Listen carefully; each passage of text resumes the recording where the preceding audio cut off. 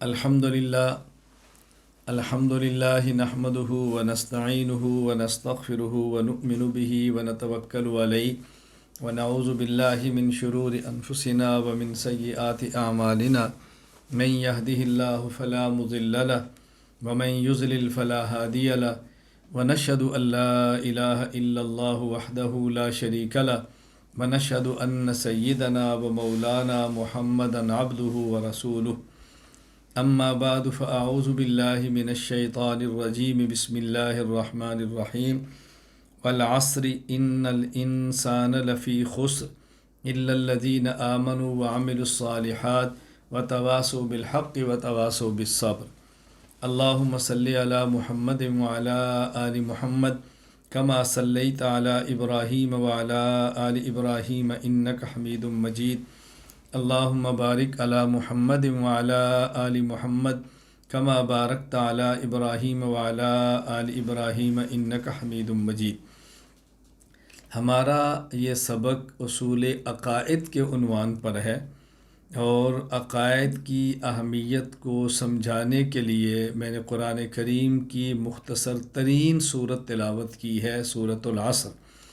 اللہ رب العزت نے اس صورت میں قسم اٹھا کر یہ مضمون سمجھایا ہے، والعصر ان الانسان لفی خسر الا الذین آمنوا وعملوا الصالحات وتواصوا بالحق وتواصوا بالصبر۔ قسم ہے زمانے کی، وہی انسان کامیاب ہوگا جس کا عقیدہ ٹھیک ہو اور عمل سنت کے مطابق ہو، وہ صحیح عقیدہ اور مسنون عمل کی دعوت دیتا ہو، اس دعوت پر مشکل آئے تو خندہ پیشانی سے برداشت کرتا ہو۔ یا میں اس کا ترجمہ یوں کرتا ہوں، اس کی تفسیر کو مد نظر رکھتے ہوئے کہ قسم ہے زمانے کی، بے شک وہی انسان کامیاب ہوگا جس کا عقیدہ ٹھیک ہو اور عمل اس کا سنت کے مطابق ہو، اور اگر عقیدہ میں شبہہ پیدا ہو تو اس کا ازالہ کرتا ہو، اور اعمال کی اصلاح اپنی خواہشات کی اصلاح کر کے کرتا ہو، اعمال کو ٹھیک کرتا ہو اپنی خواہشات کی اصلاح کر کے۔ یہ میں نے آپ کی عرض خدمت میں دو ترجمے اس کی تفسیر کے مطابق کیے ہیں۔ دیکھیں، اللہ تعالیٰ نے یہاں قسم اٹھائی ہے زمانے کی، زمانے کی قسم اٹھائی۔ اس کا مطلب کیا ہے؟ کلام عرب میں بسا اوقات قسم یہ دلیل ہوتی ہے اب ایک دعویٰ کے لیے، یعنی قسم ہمیشہ تاکید کے لیے نہیں ہوتی، بلکہ بسا اوقات قسم ایک دعویٰ پر بطور دلیل کے آتی ہے۔ اللہ تعالیٰ نے یہاں دعویٰ کیا ہے ان الانسان لفی خسر الا الذین آمنوا وعملوا الصالحات، کہ انسان وہی کامیاب ہے جس کا عقیدہ ٹھیک ہو، اعمال سنت کے مطابق ہو۔ اس پہ دلیل پیش کیا، والعصر قسم ہے زمانے کی، یعنی زمانہ اس پر دلیل ہے۔ اس العصر سے مراد ہے تاریخ انسانی، یعنی آدم علیہ السلام سے لے کر تمہارے آنے تک پوری تاریخ انسانی اس بات پر گواہ ہے کہ وہی انسان کامیاب ہوا ہے جس کے عقائد بھی ٹھیک تھے اور جس کے اعمال بھی ٹھیک ہیں۔ اگر عقیدہ اور عمل ٹھیک نہیں ہے تو انسان ناکام ہوا ہے۔ آپ پوری تاریخ اٹھا کر دیکھ لو تو یہاں العصر سے مراد انسانی تاریخ ہے، اور یہ انسانی تاریخ اللہ نے بطور دلیل کے اپنے دعویٰ پر پیش فرمائی ہے۔ اس بات کو اچھی طرح ذہن نشین فرما لیں۔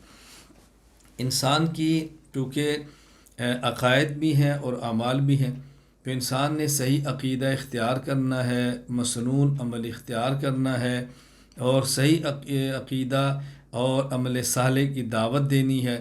اس دعوت پر مشکل آئے تو مشکل کو برداشت کرنا ہے، لیکن دعوت کو چھوڑنا نہیں ہے، ایک مطلب۔ اور دوسرا مطلب جو میں نے آپ کو سمجھایا ہے کہ انسان عقیدہ اور نیک عمل کی دعوت دیتا ہے۔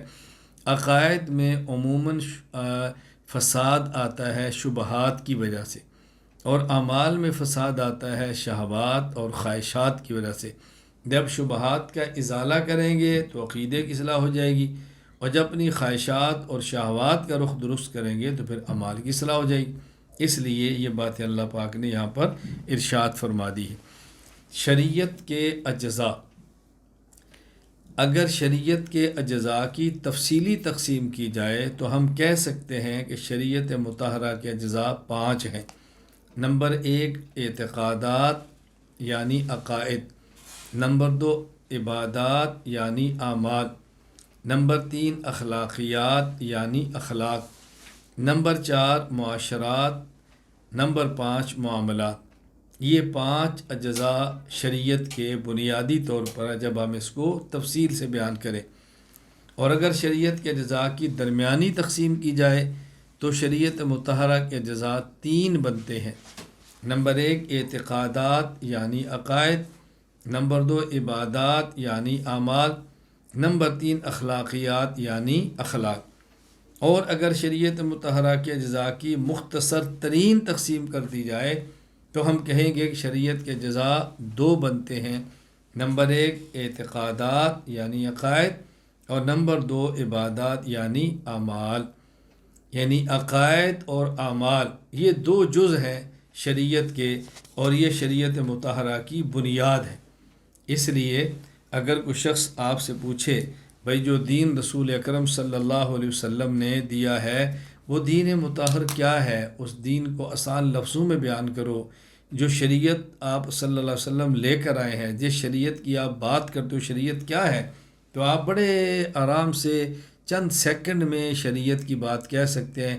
بھائی شریعت ان امور کا نام ہے، دین ان امور کا نام ہے، یہ ہے شریعت۔ اب بتائیں یہ سمجھانا کتنا آسان ہے، یہ بہت آسان ہے، لیکن اس وقت جب تک انسان خود سمجھا ہو، جب خود سمجھا ہو تو سمجھانا بہت آسان ہے، اور جب خود نہ سمجھا ہو تو پھر سمجھانا بہت ہی مشکل ہے۔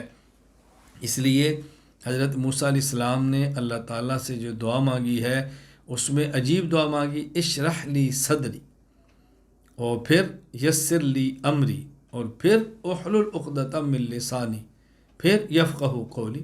تو آپ نے پہلے دعا کیا مانگی؟ اشرح لی صدری، اللہ میرے لیے میرے سینے کو کھول دے، جو بات میں سمجھانا چاہتا ہوں بات مجھے سمجھ آئے۔ اللہ اکبر۔ میں کہا کرتا ہوں ایمان کے بعد سب سے بڑی نعمت وہ فہم ہے، اللہ عطا فرما دے۔ ایمان کے بعد سب سے بڑی نعمت وہ فہم ہے، اللہ ہمیں عطا فرما دے۔ ایمان کے بعد سب سے بڑی نعمت فہم ہے، اللہ ہم سب کو عطا فرما دے۔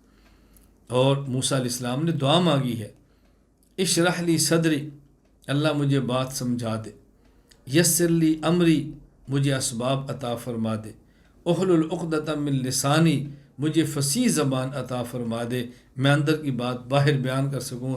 نتیجہ یفقہوا قولی، جب لوگ میری بات کو سمجھ لیں۔ ایک انسان سمجھاتا تب ہے جب سمجھا ہو، اور آواز پہنچاتا تب ہے جب اس کے بعد اسباب ہو، اور دوسرے تک اس کی آواز منتقل ہوتی ہے اگر اس کی اپنی آواز نکلتی ہو، بات کہہ سکتا ہو، پھر اگلا سمجھے گا نا، ورنہ کیسے سمجھے گا؟ تو پیغمبر کا کام سمجھانا ہے، منوانا نہیں ہے۔ علماء انبیاء علیہ السلام کے ورثہ ہیں، تو علماء کا کام سمجھانا ہے، منوانا نہیں ہے۔ تو یہ بات اچھی طرح ذہن نشین فرما لے تاکہ الجھن کبھی بھی نہ ہو۔ دین کو اللہ ہمیں سمجھنے کی توفیق عطا فرمائے، اور سمجھ آئے پھر اللہ تعالیٰ سمجھانے کی توفیق عطا فرمائے۔ عقیدہ۔ اب میں نے آپ کی خدمت میں عرض کیا کہ شریعت کے بنیادی اجزاء 2 ہیں جو مختصر ترین تقسیم ہے۔ نمبر 1 اعتقادات یعنی عقائد، نمبر 2 عبادات یعنی اعمال۔ اب ہم عقیدہ اور عمل کی تعریف کرتے ہیں، پھر مزید آگے بات کریں۔ عقیدہ کی تعریف کیا ہے؟ المنجد میں ہے، عقیدہ کا معنی ما عقد علیہ القلب والضمیر۔ عقیدہ کہتے ہیں انسان اپنے دل اور ضمیر کو جس کا پابند بنائے، اسے عقیدہ کہتے ہیں۔ اسی طرح المنجد میں دوسری تعریف کی ہے ما تدین بہ الانسان واعتقد، جس کو انسان اپنا دین بنائے اور اس کا اعتقاد رکھے، اسے عقیدہ کہتے ہیں۔ یہ ہے عقیدہ۔ میں دوسرے لفظوں میں اپنی تعبیر اختیار کیا کرتا ہوں کہ عقیدہ عقدن سے ہے۔ عقدن کا معنی ہوتا ہے گرا، باندھنا، اس لیے کہتے ہیں عقد نکاح، یعنی ایک مرد اور عورت کو باندھ دیا گیا ہے ایک بندھن میں۔ عقیدہ عقدن سے ہے، عقدن کا معنی ہوتا ہے گرا۔ تو عقیدہ کا معنی ہوتا ہے کہ انسان کچھ نظریات کا اپنے دل میں کچھ نظریات کو اپنے دل میں رکھے اور پھر دل کی گرہ باندھ دے کہ اس دل کے ٹکڑے تو ہو جائیں لیکن وہ گرہ نہ کھولے کہ اندر سے نظریہ باہر نکل سکے. اس کا نام ہے عقیدہ. حضرت بلال رضی اللہ تعالیٰ عنہ کو دیکھیں، حضرت خباب رضی اللہ عنہ کو دیکھیں، حضرت سمیہ رضی اللہ عنہ کو دیکھیں، زنیرہ رضی اللہ تعالیٰ عنہ کو دیکھیں. انہوں نے عقیدہ توحید، عقیدہ رسالت، عقیدہ قیامت اپنے دل میں رکھ کے دل کی گرہ کو یوں باندھ دیا تھا کہ تپتی ریت پہ لٹایا گیا لیکن وہ گرہ نہیں کو کھول سکا. آگ کے انگاروں پہ لٹایا گیا، وہ گرہ نہیں کھلی. جسم کے ٹکڑے ہوئے لیکن گرہ نہیں کھلی. اس کا نام ہے عقیدہ.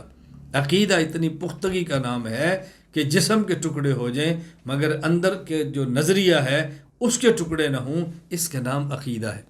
آپ اندازہ فرمائیں عقائد کتنی اہم چیز ہے اور ہم عقائد سے کتنے غافل ہیں. یہ بھی ہم ذرا دیکھیں.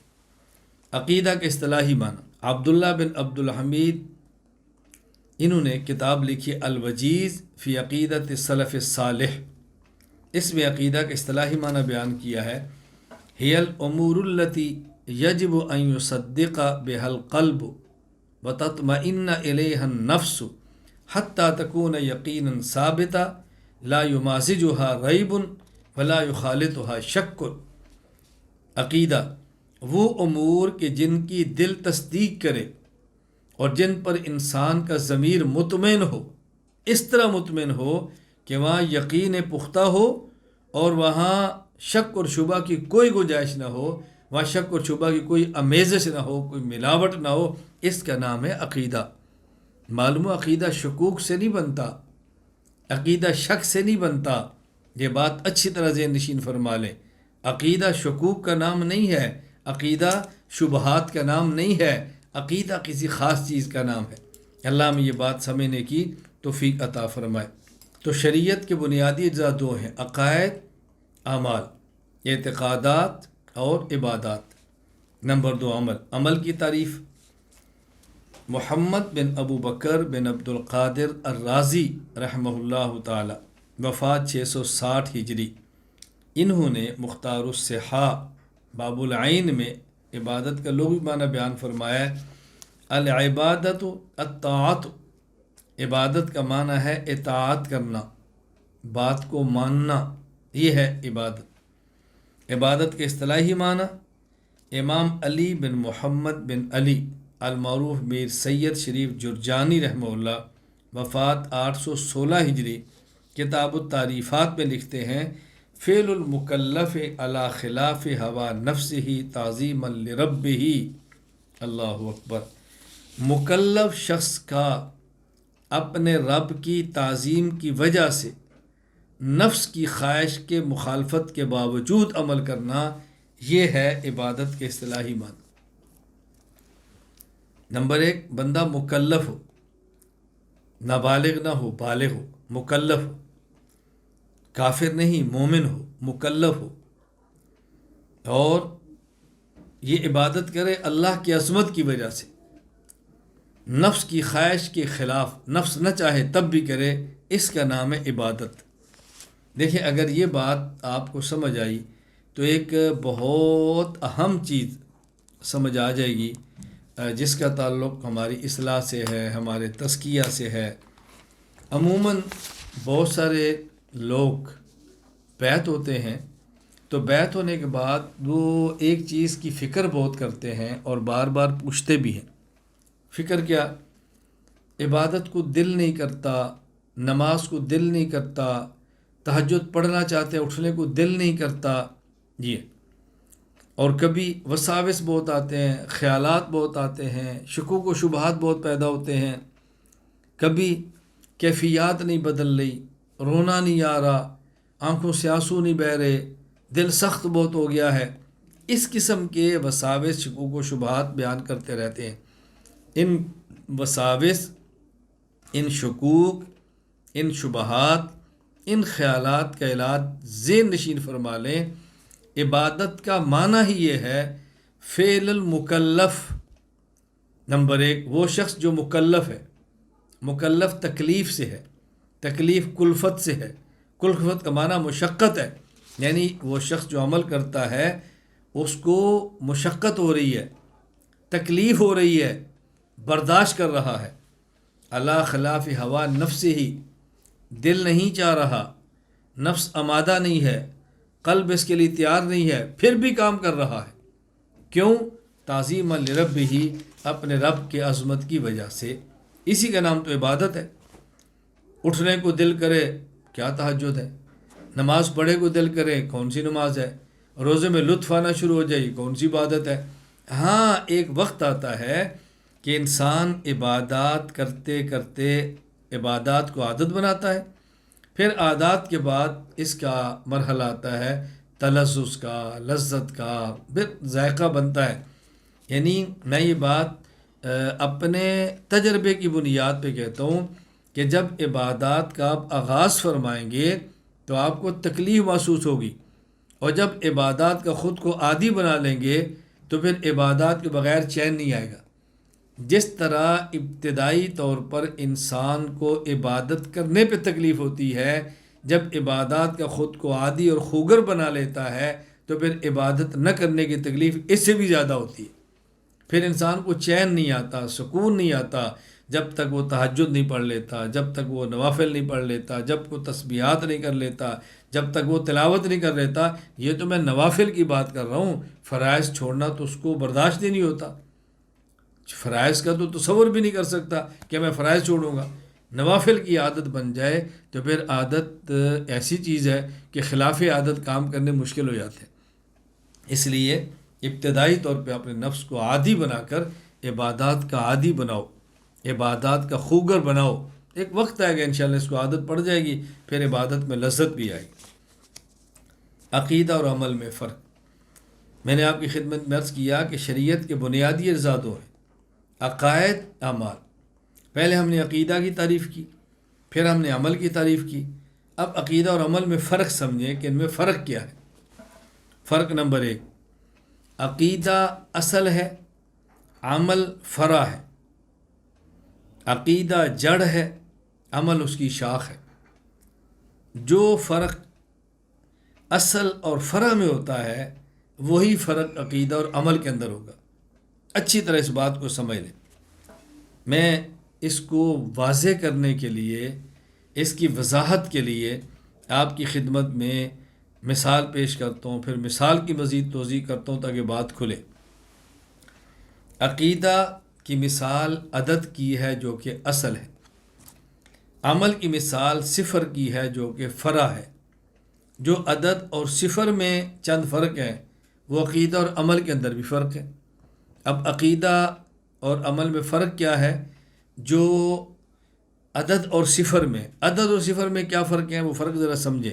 نمبر ایک، عدد صفر کے بغیر ایک بھی ہو تو اس کی قیمت ہوتی ہے، اور صفریں عدد کے بغیر 100 بھی ہوں، 1000 بھی ہوں، لاکھ بھی ہوں، ان کی کوئی قیمت نہیں۔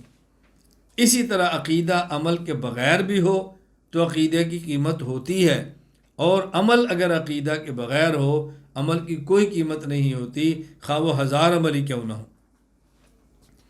ایک، اس کی بھی قیمت ہے، 2 اس کی بھی قیمت ہے، 3 اس کی بھی قیمت ہے، لیکن 1 2 3 کے بغیر آپ صفر صفر صفر صفر صفر صفریں لکھ دیں وہ صفر ہی رہیں گی، اس کی کوئی قیمت نہیں بننی۔ دوسرا فرق، صفر کے ساتھ عدد آئے تو صفر کی قیمت بن جاتی ہے۔ عدد اگر صفر کے ساتھ لگ جائے تو صفر کی قیمت بن جاتی ہے۔ صفر عدد کے ساتھ آئے تو صفر کی قیمت بن جاتی ہے، اور عدد کے ساتھ صفر آئے تو عدد کی قیمت بڑھ جاتی ہے۔ میرے لفظوں پہ غور کریں، صفر کے ساتھ عدد آئے تو صفر کی قیمت بن جاتی ہے، صفر موجود ہے قیمت نہیں ہے، عدد ساتھ لگا دیں قیمت بن جائے گی، اور عدد کے ساتھ صفر آئے تو عدد کی قیمت بڑھ جاتی ہے، عدد موجود ہے آپ صفر لگائیں عدد کی قیمت بڑھ جائے گی۔ اسی طرح عمل اگر عقیدے کے ساتھ ہو تو عمل کی قیمت بن جاتی ہے، اور عقیدے کے ساتھ عمل ہو تو عقیدے کی قیمت بڑھ جاتی ہے۔ 1 صفر، 2 صفر، 3 صفر، کوئی قیمت نہیں۔ آپ ان کے ساتھ 1 لگا دیں، 1000 بن گیا۔ 2 صفر ہیں، 1 لگا دیں، 100 بن گئے۔ 1 صفر ہے، 1 لگا دیں، 10 بن گئے۔ تو صفر کے ساتھ عدد آیا تو صفر کی قیمت بڑھ گئی، اور جب عدد ہو ساتھ صفر لگائیں، عدد کی قیمت بڑھ جاتی۔ 1 تھا، ہم نے 1 صفر لگایا، 10، 2 لگائیں، 100، 3 لگائیں، 1000، صفر لگ رہی ہے، عدد کی قیمت بڑھ رہی ہے۔ بالکل اسی طرح اگر عمل ہو اور عقیدہ ٹھیک نہ ہو، عمل کی ویلیو ہی نہیں ہے، قبول ہی نہیں ہے۔ اور اگر کوئی شخص صحیح العقیدہ ہو، وہ فاسد العقیدہ نہ ہو، بد عقیدہ نہ ہو، لیکن بے عمل ہو، اچھا بے عمل سے بڑھ کر بد عمل ہو، تو اسے کہتے ہیں کمزور ایمان والا، عقیدے کی قیمت کم ہو گئی ہے۔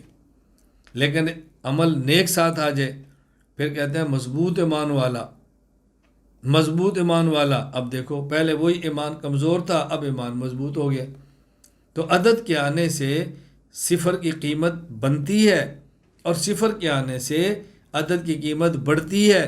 اسی طرح عقیدے سے عمل کی قیمت بنتی ہے، اور عمل سے عقیدے کی قیمت بڑھتی ہے۔ نمبر 3، تیسرا فرق سمجھیں۔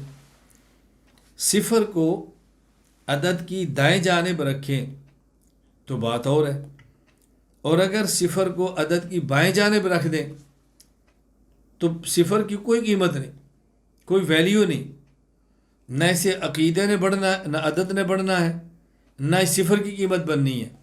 تو صفر کی قیمت تو ہوتی ہے، لیکن کب؟ جب وہ عدد کے دائیں جانب ہو۔ دیکھیں، ہم نے 1 لکھا، صفر 1 لکھیں تو 10 ہو جائیں گے، 2 لکھیں تو 100 ہو جائیں گے۔ کب؟ جب دائیں جانب۔ اور اگر یہی صفر آپ بائیں جانب لکھیں، اب اس کی کوئی قیمت نہیں، کوئی اس کی قیمت نہیں۔ تو صفر کی قیمت تب ہوتی ہے جب صفر اپنے مقام پر ہو۔ اسی طرح عمل کی قیمت تب ہوتی ہے جب عمل اپنے مقام پر ہو۔ عمل اپنے مقام سے ہٹ جائے تو عمل کی کوئی قیمت نہیں ہوتی۔ فجر کی نماز سورج نکلنے سے پہلے پڑھ لیں تو الحمدللہ مقبول ہے، اپنے مقام پہ پڑھی ہے، اس کی قیمت ہے۔ 2 رکعت سنت، 2 رکعت فرض۔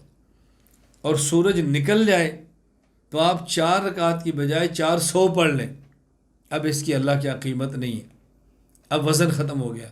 کیوں؟ فرض کی جگہ سورج نکلنے سے پہلے تھی، سورج نکل گیا، اب آپ نے جو پڑھا ہے وہ ادا نہیں، وہ قضا ہوگی، اب وہ قیمت ختم ہوگی۔ صفر جس طرح دائیں جانب ہو تو صفر کی قیمت ہوتی ہے، بائیں جانب ہو تو اس کی قیمت نہیں ہوتی۔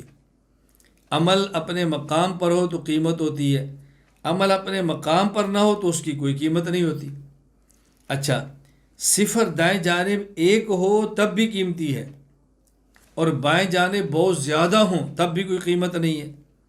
بلکہ میں سے بڑھ کر کہتا ہوں، اگر صفر دائیں جانب ہو تو قیمت، بائیں جانب صفر نہیں صفریں ہوں، صرف یہ نہیں کہ اس کی قیمت نہیں ہے بلکہ اس کا نقصان ہے، وقت ضائع ہو رہا ہے، سیاہی ضائع ہو رہی ہے، کاغذ ضائع ہو رہا ہے، نقصان ہو رہا ہے۔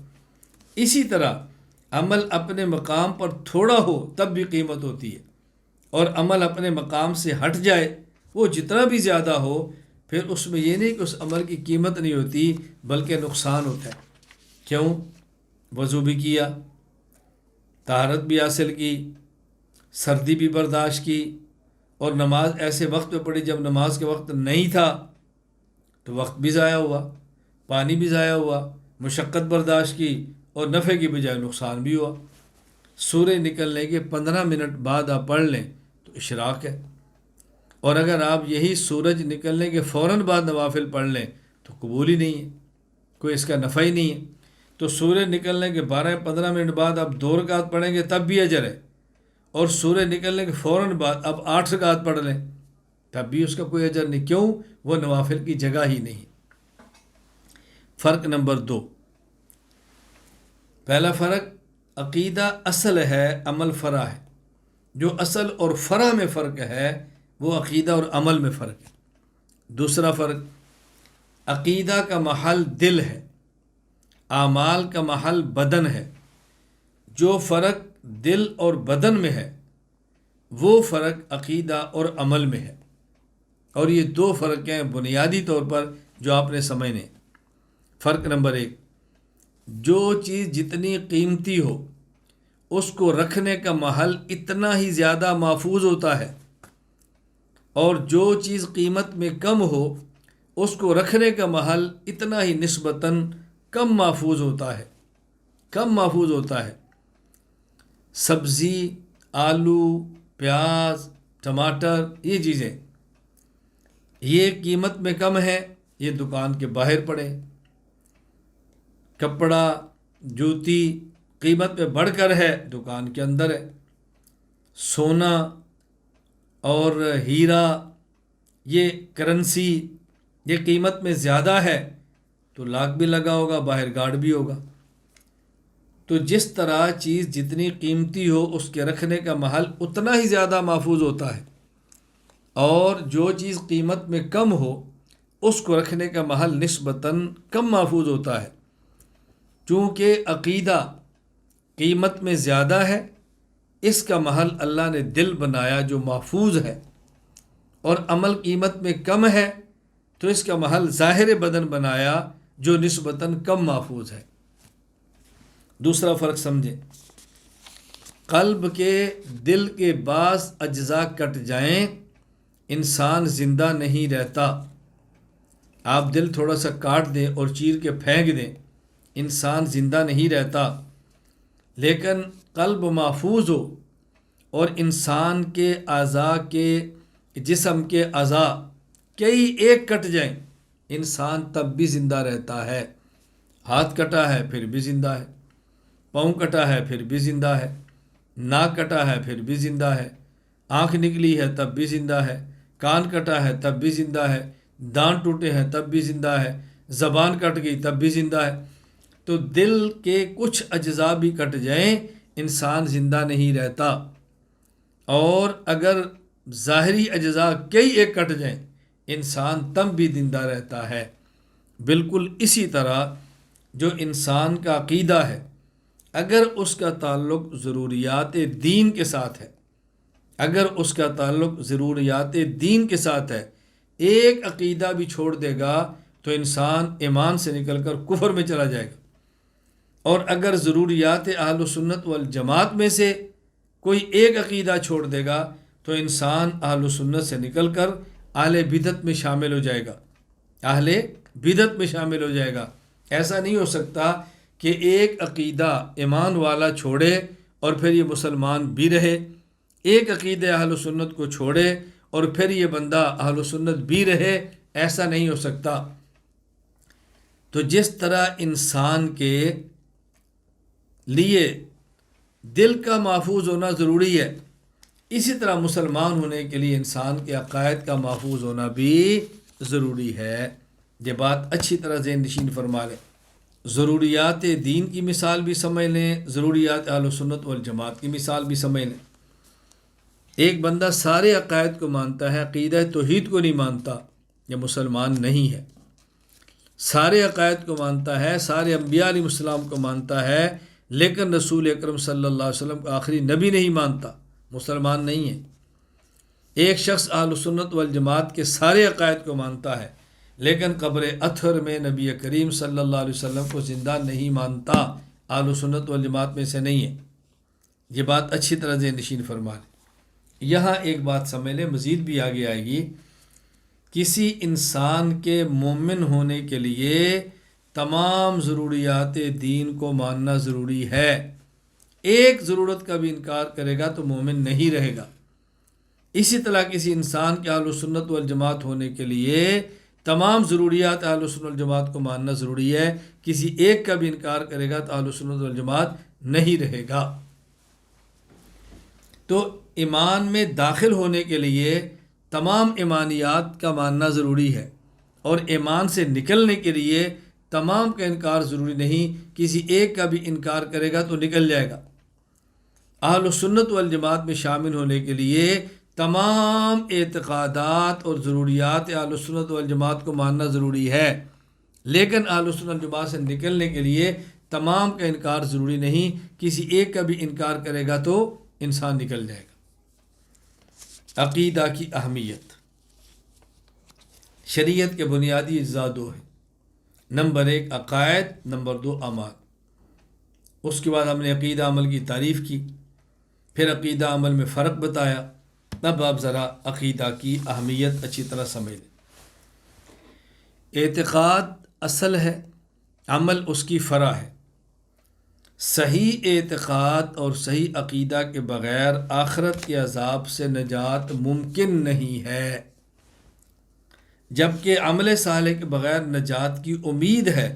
البتہ معاملہ اللہ تعالیٰ کی مشیت کے سپرد ہے، اللہ تعالیٰ چاہے تو اپنی رحمت سے معاف فرما دے اور سیدھا جنت میں بھیج دے، اور چاہے تو قانون عدل سے بندے کو سزا دے دے اور سزا دے کر جنت میں بھیج دے۔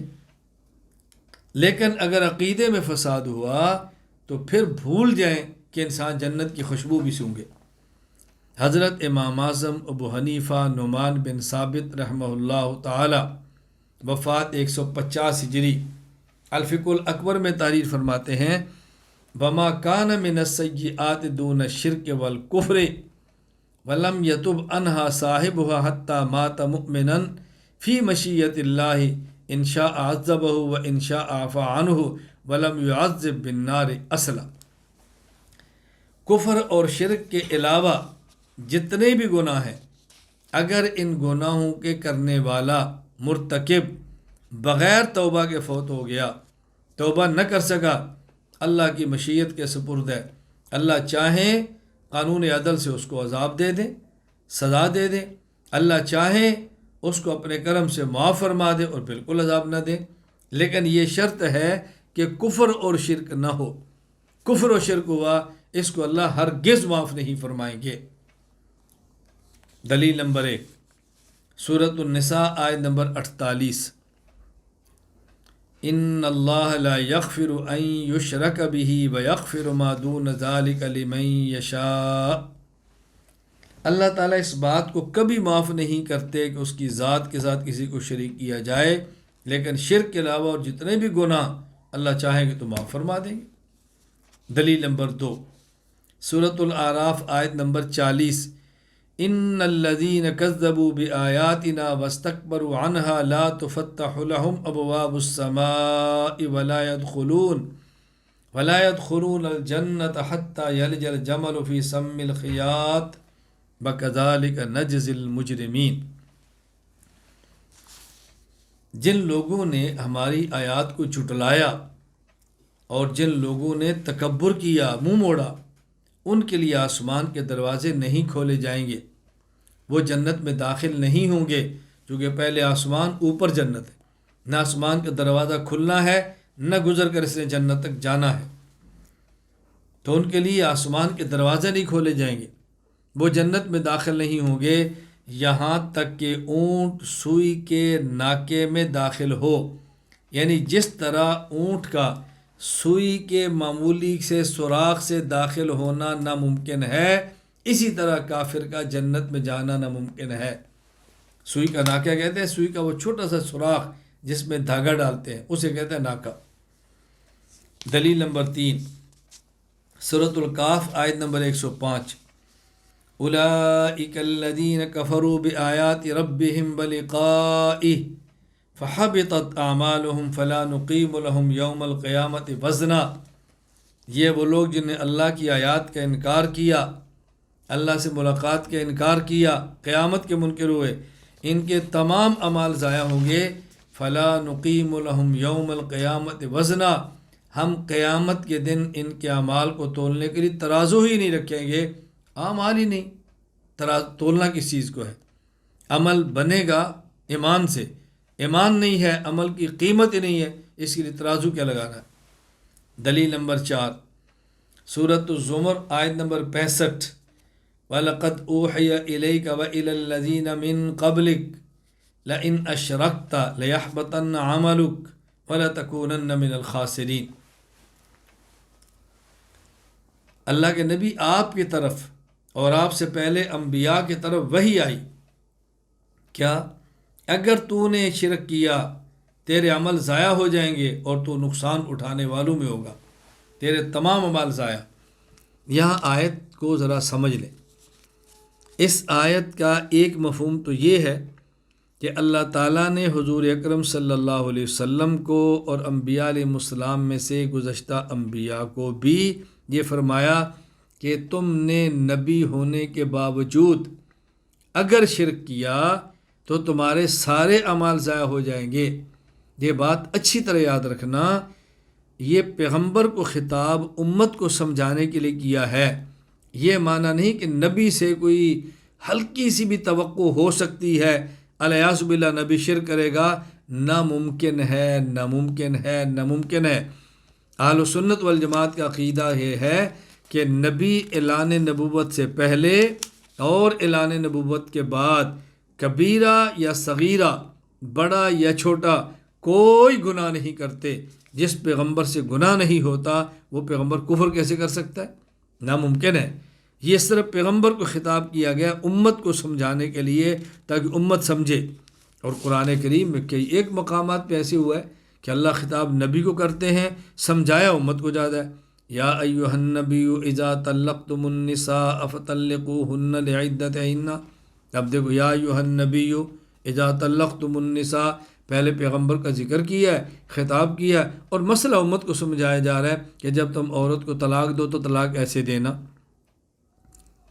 اور دوسری اس آیت کریمہ کی تفسیر یہ ہے کہ یہ خطاب نبی کو نہیں ہے، وہی نبی پر آ رہی ہے، خطاب امت کو ہو رہا ہے۔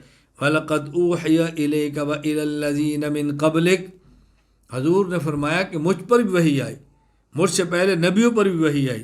لَإِنْ أَشْرَكْتَ، اے مخاطب، اب پیغمبر کو نہیں ہے، عام مخاطب ہے، اگر کسی بھی انسان نے شرک کیا تو اس کے تمام اعمال ضائع ہو جائیں گے۔ خلاصہ ہماری گفتگو کا ہے کہ اگر کوئی شخص عقیدہ ٹھیک نہ رکھتا ہو یہ جنت میں نہیں جائے گا۔ جنت اور جہنم کے فیصلے کی اصل بنیاد وہ ایمان اور کفر ہے۔ اہل ایمان کی جگہ وہ جنت ہے، اہل کفر کی جگہ یہ جہنم ہے۔ کوئی کافر نیک عمل کی وجہ سے جنت میں نہیں جا سکتا، یا بات یاد رکھنا، کوئی کافر نیک عمل کی وجہ سے جنت میں نہیں جا سکتا، اور کوئی مومن جتنا بڑا بھی بد عمل ہو وہ جنت سے محروم نہیں رہ سکتا۔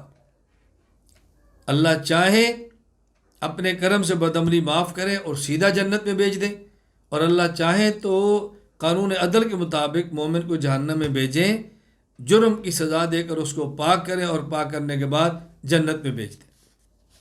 میرے جملے کو یاد رکھنا، کوئی کافر اپنے نیک عمل کی وجہ سے ہرگز جنت میں نہیں جا سکتا، اور کوئی مومن کتنا بڑا ہی بد عمل کیوں نہ ہو، بد عملی کے باوجود وہ جنت سے محروم نہیں رہ سکتا، بالآخر وہ جنت کے اندر ضرور جائے گا۔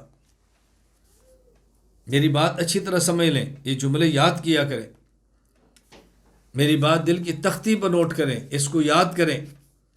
کوئی کافر نیک عمل کی وجہ سے ہرگز جنت میں نہیں جا سکتا، اور کوئی مومن کتنا بڑا ہی فاسق اور بد عمل کیوں نہ ہو وہ جنت سے محروم نہیں رہ سکتا۔ اللہ تعالیٰ چاہیں تو مومن کی بد عملی کو اپنے کرم سے معاف فرمائے اور سیدھا جنت میں بھیج دیں، اور چاہیں تو مومن کو بد عملی کی وجہ سے قانون عدل کے تحت جہنم میں بھیجیں، سزا دیں اور اس کو پاک کریں اور پھر جنت میں بھیج دیں، لیکن جنت میں مومن نے جانا ہے انشاءاللہ۔ یہاں ایک سوال، اس کا جواب سمجھیں جو بہت اہم ہے۔ سورۃ المدثر آیت نمبر 42 اور 44، سوال یہ ہے کہ آپ کہتے ہیں کوئی شخص کفر پر مرتا ہے تو اس کے نیک عمل کا کوئی اس کو اجر نہیں ملتا، اس کا نیک عمل اس کو جنت میں نہیں لے جا سکتا۔ تو اگر کافر کا نیک عمل اس کو جنت میں لے جا سکتا اور کافر کے عمل کا کوئی وزن نہیں ہے، تو پھر کافر کو بد عملی کی وجہ سے جہنم میں بھی نہیں جانا چاہیے۔ جہنم میں جائے تو کفر کی وجہ سے جائے، بد عملی کی وجہ سے نہ جائے۔ جبکہ ہم قرآن کریم دیکھتے ہیں، سورۃ المدثر آیت نمبر 42 اور 44، ما سلککم فی سقر، اہل جنت اہل جہنم سے پوچھیں گے اور کفار سے پوچھیں گے تمہیں جہنم میں کس نے ڈالا؟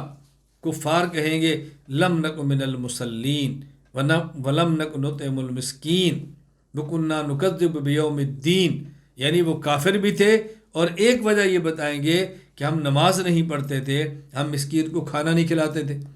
تو جب کافر کے نیک عمل کی کوئی قیمت ہی نہیں ہے تو کافر یہ بات کیوں کہہ رہا ہے کہ ہم جہنم میں اس وجہ سے گئے ہیں ہم نماز نہیں پڑھتے تھے اور ہم مسکین کو کھانا نہیں کھلاتے تھے؟ تو ان آیتوں سے تو معلوم ہوتا ہے کافر کے عمل کی قیمت ہے۔ یہ بات اچھی طرح سمجھ لیں۔ میں جواب میں حکیم الامت حضرت تھانوی رحمہ اللہ کے الفاظ کو نقل کر دیتا ہوں اور پھر اس کی وضاحت کر دیتا ہوں۔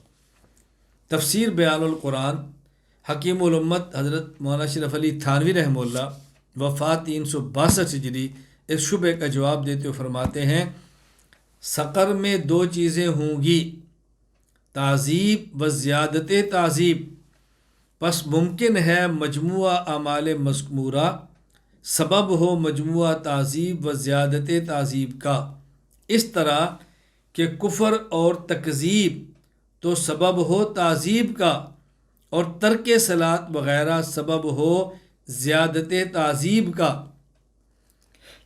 اور غیر مکلف بالفروع ہونے کے معنی یہ کہے جائیں گے کہ ان فروع پر نفس تعذیب نہ ہوگی اور زیادت تعذیب اس لیے ہو کہ ضمن اصول میں تو آخر ان فروع کے بھی مکلف ہیں، پس تکلیف ضمنی سبب ہو جاوے زیادت کا۔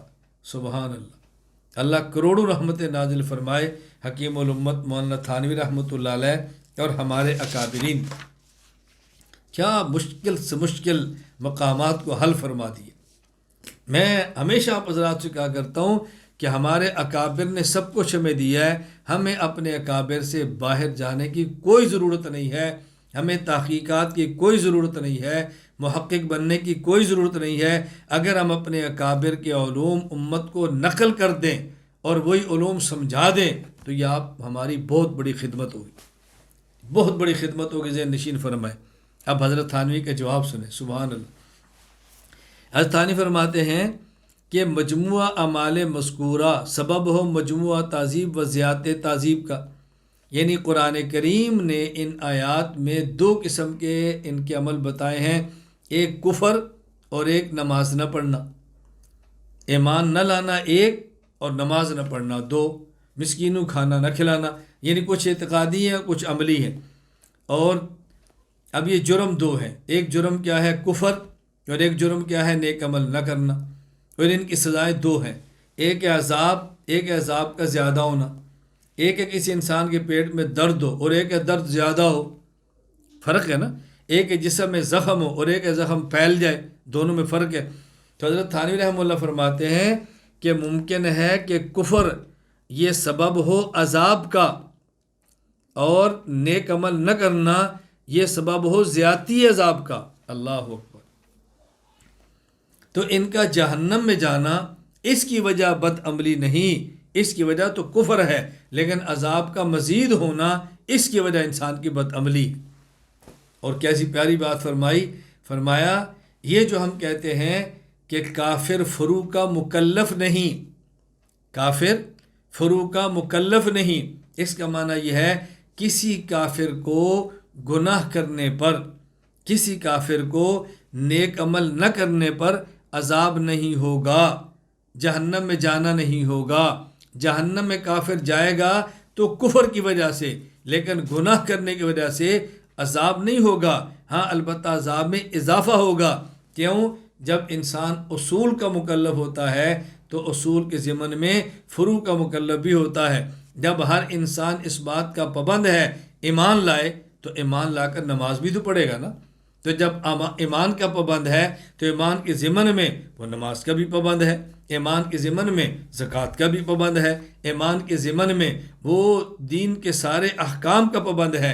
تو جب ہم کہتے ہیں کہ کافر احکام کا مکلف نہیں، اس کا معنی یہ ہے کہ براہ راست حکم کا مکلف نہیں، وہ پابند ہے ایمان کا، لیکن جب ایمان لائے گا تو احکام کا بھی پابند ہوگا۔ تو غیر مکلف بالفرع ہونے کے معنی یہ ہے ان فروع پر نفس عذاب نہ ہوگا، لیکن زیادتی عذاب اس لیے ہوگا کہ ضمنی اصول میں تو آخر ان فروق کے بھی مکلف ہے، پس تکلیف ضمنی سبب ہو جائے زیادت کا۔ سبحان اللہ، کیا پیارا حکیم الامت حضرت تھانوی رحمہ اللہ نے جواب دیا۔ تو میں نے عرض کیا ایک عقیدہ اور ایک عمل۔ عقیدہ کی اہمیت کو سمجھیں، عقائد بنیاد ہیں، اس لیے ایک شاعر کا بہت پیارا شعر ہے، ان العقائد کلھا اس لاسلام الفتیٰ، ان العقائد کلھا اس لاسلام الفتیٰ، ان ضاع امر واحد من بینہن فقد غوا۔ ان تمام عقائد انسان کے اسلام کی بنیاد ہیں، اگر ان میں سے ایک بھی ضائع ہو جائے تو انسان گمراہ ہو جاتا ہے۔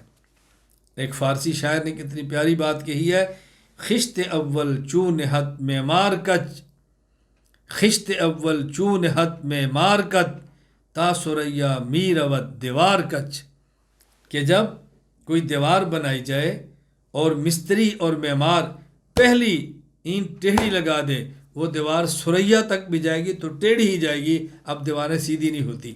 پہلی اینٹ کو سیدھا رکھنا بہت ضروری ہے۔ میں بات بار بار ساتھ لوٹا رہا ہوں، دین کی بنیاد دو چیزیں ہیں بنیادی، عقائد اعمال، پھر عقیدہ عمل کی تعریف، پھر عقیدہ عمل میں فرق، پھر معرفت عقیدہ۔ اب عقائد کو پہچاننا کتنا ضروری ہے ذرا اس کو سمجھیں۔ عقائد دین کی بنیاد ہے، عقائد اسلامی عمارت کی بنیاد ہے۔ اگر بنیاد موجود نہ ہو عمارت کا وجود ممکن ہی نہیں ہے۔ عقائد نہ ہو تو بندہ مسلمان ہو ہی نہیں سکتا، عقائد اہل بدعت کیوں تو اہل سنت ہو ہی نہیں سکتا۔ اور عقیدہ سمجھنا کتنا ضروری ہے، حضرت امام اعظم ابو حنیفہ نعمان بن ثابت سید الفقہاء رحمہ اللہ تعالی، وفات 150 ہجری، الفقہ الاکبر میں ارشاد فرماتے ہیں، سبحان اللہ،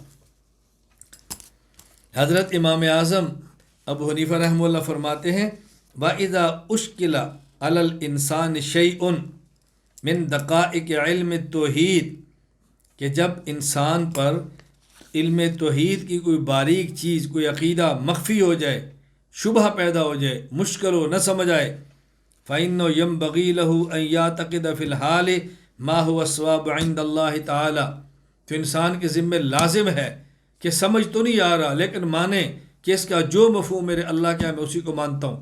مجھے نہیں سمجھ آ رہا مفہوم اس کا، قبر میں ثواب ہوگا، مجھے نہیں سمجھ آ رہی، میں مانتا ہوں۔ کرامن کاتبین کندھے پر موجود ہیں، مجھے سمجھ نہیں آتی، میں مانتا ہوں، میں مان رہا ہوں، نہیں سمجھ آ رہی تب بھی مان رہا ہوں۔ الا ان یجد عالما فیسألہ، ہاں جب تک وہ عالم نہیں ملتا اعتقاد رکھے، اور جب عالم مل جائے پھر اس سے پوچھے، ولا یسعہ تاخیر طلب، پھر پوچھنے میں تاخیر نہ کرے، ولا یعذر بالوقف فی، پھر یہ معذور نہیں ہوگا اگر نہ سمجھ سکا اور مر گیا تو کیوں نہیں پوچھا تھا، کوئی عذر اس کا قابل قبول نہیں ہوگا۔ ویکفر ان وقف فی، اور اگر عقیدہ ایسا ہو کہ جس پر ایمان اور کفر کی بنیاد ہو، عالم کے ملنے کے باوجود آدمی اس کو نہ سمجھے تو فرمایا اس کو توقع مسلمان نہیں سمجھیں گے، اس کو کافر سمجھیں گے۔ کیوں نہیں پوچھا؟ پوچھنا اس کی ذمہ داری تھی، جہالت کوئی عذر نہیں ہے، ذمہ داری ہے، پوچھو۔ آپ کسی ملک میں رہتے ہیں، اس ملک کا قانون آپ کے ذمہ ہے، دنیا کی کوئی عدالت اس بنیاد پر مجرم کو معاف نہیں کرتی کہ اس کو قانون کا پتہ نہیں تھا۔ عدالت کہتی ہے کہ جب تم اس ملک کے اندر آئے ہو اب اس قانون کو سمجھنا تمہاری ذمہ داری ہے۔ تو جو شخص اس اللہ کی مملکت میں رہتا ہے اس کے ذمہ ہے الہی قانون کو سمجھے، کوئی عذر نہیں ہے کہ مجھے پتہ نہیں تھا۔ یہ بات اچھی طرح ذہن نشین فرما لیں۔ بنیاد شریعت کی میں پھر لوٹا رہا ہوں، عقائد اور عمل۔ جس علم میں عقائد سے بحث ہو اس کو علم العقائد کہیں گے، علم الکلام کہیں گے، اور جس علم میں اعمال اور احکام سے بحث ہو اسے علم الفقہ کہیں گے۔ اس لیے اب ہم نے چونکہ بات عقائد پہ کرنی ہے تو ہم تعریف علم الکلام کی کرتے ہیں۔ جب آپ فقہ پڑھیں گے تو وہاں تعریف علم الفقہ کی ہوگی، تفسیر پڑھیں گے تعریف علم التفسیر کی ہوگی۔ ابھی چونکہ عقائد ہیں اس علم الکلام اور علم العقائد کی ہم تعریف کرتے ہیں، اس پر بات کرتے ہیں۔ علم الکلام کی تعریف، علامہ سعد الدین مسعود بن عمر بن عبداللہ تفتازانی رحمہ اللہ، وفات 792 ہجری، شرح المقاصد فی علم الکلام میں فرماتے ہیں: هو العلم بالعقائد الدینیہ عن الادلۃ الیقینیہ۔ علم الکلام وہ علم ہے جس میں دلائل یقینیہ کے ذریعے اسلامی عقائد کا علم حاصل ہوتا ہے۔ یہ تعریف علامہ تفتازانی نے کی ہے۔ دوسری تعریف، مشہور مؤرخ، مشہور فقیہ ابو زید عبد الرحمن بن محمد بن خلدون المعروف علامہ ابن خلدون رحمہ اللہ تعالی، وفات 808 ہجری، تاریخ ابن خلدون میں فرماتے ہیں: هو علم يتضمن الحجج عن العقائد الایمانیہ بالادلۃ العقلیہ والرد على المبتدعة المنحرفین فی الاعتقادات عن مذاہب السلف و اہل السنہ۔ علم الکلام وہ علم ہے جس میں عقلی دلائل کے ذریعہ ایمانی عقائد کا دفاع کیا جاتا ہے اور اہل السنت اسلاف کے عقیدہ سے انحراف کرنے والے اہل بدعت کا دلائل سے رد کیا جاتا ہے۔ اب یہ بات اچھی طرح سمجھ لیں، ان دو طریقوں میں فرق کیا ہے، فرق سمجھیں۔ میں یہ بات پہلے کہہ چکا ہوں کہ ہمارے عقائد دو قسم کے ہیں۔ نمبر ایک، جن کی بنیاد پہ ایمان اور کفر کا فیصلہ ہوتا ہے، انہیں عقائد قطعیات کہتے ہیں، انہیں ضروریات دین کہتے ہیں۔ نمبر دو، جن کی بنیاد پہ اہل سنت والجماعت اور اہل بدعت کا فیصلہ ہوتا ہے، انہیں عقائد ظنیات بھی کہتے ہیں، انہیں ضروریات اہل سنت والجماعت بھی کہتے ہیں۔ عقائد کی یہ دو قسمیں ہیں۔ پہلی تعریف علامہ سعد الدین تفتازانی رحمہ اللہ کی، یہ عقائد قطعیات اور ضروریات دین کو شامل ہے، اور دوسری تعریف ابن خلدون رحمہ اللہ کی، یہ قطعیات اور ظنیات دونوں کو شامل ہے۔ یہ دونوں میں فرق ہے، اس میں سمجھیں۔ ایک بات اور میں بطور فائدہ کی کہتا ہوں، اس کو بھی اچھی طرح ذہن نشین فرما لیں۔ ابن خلدون رحمۃ اللہ علیہ نے جو بات فرمائی ہے، هو علم يتضمن الحجج عن العقائد الایمانیہ بالادلۃ العقلیہ۔ علم الکلام وہ علم ہے جس میں عقلی دلائل کے ذریعے ایمانی عقائد کا دفاع کیا جاتا ہے۔ عقلی دلائل کے ذریعے، آگے بات آنی ہے، ابھی سے ذہن بنا لیں۔ عقلی دلائل کے ذریعے، یہ جو ہمارے عقائد میں بنیادی عقائد ہیں، عقیدہ توحید، عقیدہ رسالت، عقیدہ قیامت، ان میں اصل دلائل مثبت وہ دلائل عقلیہ ہیں۔ دلائل نقلیہ اس کے لیے مثبت نہیں بلکہ مؤید ہے۔ یعنی عقیدہ توحید پر جو دلیل ہے، جس عقیدہ توحید کو ثابت کرتے ہیں، وہ عقلی دلیل ہے۔ عقیدہ رسالت جس دلیل سے ثابت کریں گے وہ عقلی دلیل ہے۔ عقیدہ قیامت جس دلیل سے ثابت کریں گے وہ عقلی دلیل ہے۔ قرآن اور حدیث جو نقلی دلائل ہیں، ان سے عقیدہ توحید، قیامت اور نبوت کو ثابت نہیں کرنا، یہ اس کے لیے تائید کرتے ہیں۔ آپ کہیں گے جی کیوں؟ آپ کسی کافر کو دین کی دعوت دیتے ہیں، آپ کافر کو کہتے ہیں اللہ کو مانو، پوچھے گا دلیل؟ آپ کہتے ہیں قرآن کریم میں ہے الحمدللہ رب العالمین، وہ کہے گا یہ قرآن کیا ہے؟ آپ کہتے ہیں یہ اللہ کا کلام ہے، وہ کہے گا میں آپ کا اللہ ہی نہیں مان رہا، اللہ کا کلام کیسے مانوں؟ پہلے مجھے اللہ ثابت کر کے دو، پھر اللہ کا کلام بھی بتانا۔ اب آپ بتائیں کافر کو جب اللہ کے وجود کا قائل کریں گے تو قرآن پڑھ کے کریں گے؟ تو نقلی دلیل مانگے گا، نقلی دلیل مانگے گا نا۔ یہ بات اچھی طرح سمجھے۔ کوئی کافر قیامت کو نہیں مانتا، آپ کہتے ہیں بھی قرآن میں ہے قیامت، وہ کہے گا میں قرآن نہیں مانتا، قیامت کیسے مانوں؟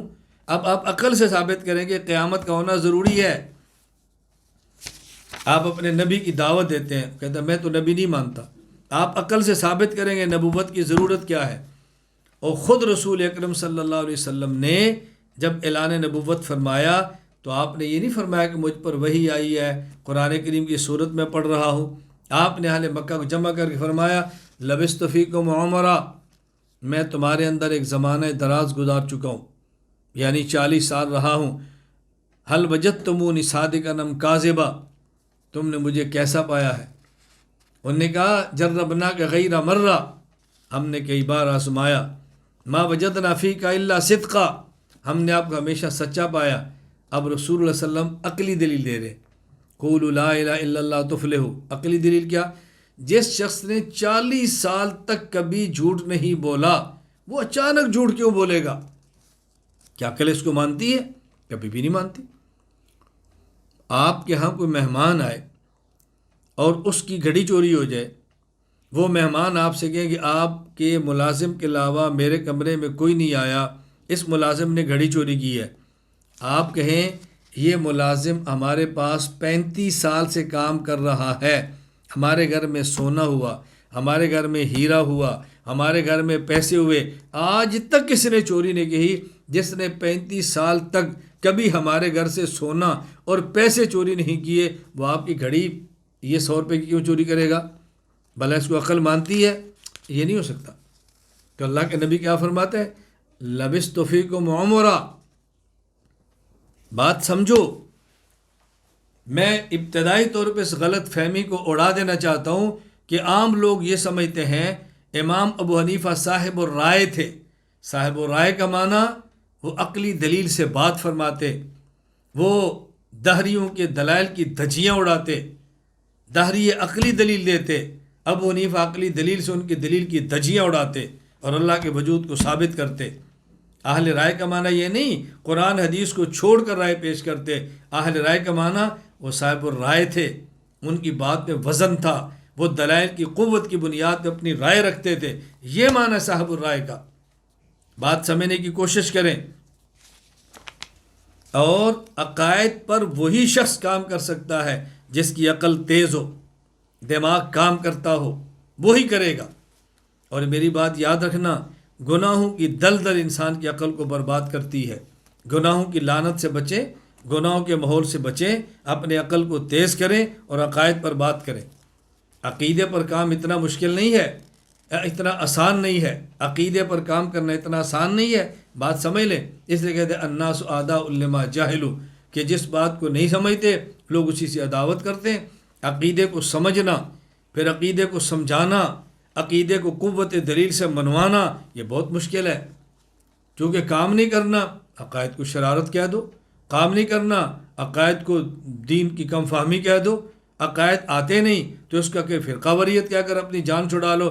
نہ، ہم اس میدان کے اندر کھڑے ہیں، اس میدان کے اندر ڈٹے ہیں، ہم قوت دلیل سے عقائد کو بیان کرتے ہیں۔ کوئی اس کو فرقہ واریت کہے تب بھی بیان کرتے ہیں، کوئی نادانی کہے تب بھی بیان کرتے ہیں، ہمیں جہالت کہے تب بھی بیان کرتے ہیں، دین کو نہ سمجھنے والا کہے تب بھی بیان کرتے ہیں۔ ہم اپنے مخالفین کا پروپیگنڈا جوتے کی نوک پہ اڑاتے ہیں اور اپنے اکابرین کے دیے ہوئے دلائل اور منہج کے مطابق اپنے عقائد کو بیان کرتے ہیں، اور انشاءاللہ اعتدال، دلائل اور اخلاص کے ساتھ اللہ نے توفیق عطا فرمائی تو بیان کرتے رہیں گے انشاءاللہ۔ تو میں نے خیر یہ بات ابن خلدون رحمہ اللہ کی بات پہ کہہ دی ہے، مزید اس پر انشاءاللہ ہم آگے بات کریں گے انشاءاللہ۔ علم الکلام کا موضوع، علم العقائد کا موضوع کیا ہے؟ قاضی محمد اعلیٰ تھانوی رحمہ اللہ وفات 1191 ہجری، کشاف اصطلاحات الفنون میں فرماتے ہیں المعلوم من حیث یتعلق به اثبات العقائد الدینیہ، ایسی معلومات جن سے اسلامی عقائد کو ثابت کیا جائے، یہ معلومات اس علم الکلام کا موضوع ہے۔ علم الکلام کی غرض و غایت، علم الکلام کیوں پڑھتے ہیں؟ مشہور متکلم اسد الدین عبد الرحمن بن احمد الایجی رحمہ اللہ وفات 756 ہجری، کتاب المواقف المقصد الرابع کتاب فرماتے ہیں هو حفظ قواعد الدین وهي عقائده عن ان تزلزلها شبہ المبتلین، عقائد کے اصولوں کو محفوظ کر کے منکرین کے شبہات کو ختم کرنا۔ آپ اصول عقائد پڑھ رہے ہیں نا، تو آپ کو معلوم ہونا چاہیے علم الکلام کا موضوع کیا ہے۔ علم الکلام کا موضوع حفظ قواعد الدین وہی عقائدہ ان تزلزلها شبہ المبتلین، عقائد کے اصولوں کو محفوظ کر کے منکرین کے شبہات کو ختم کرنا۔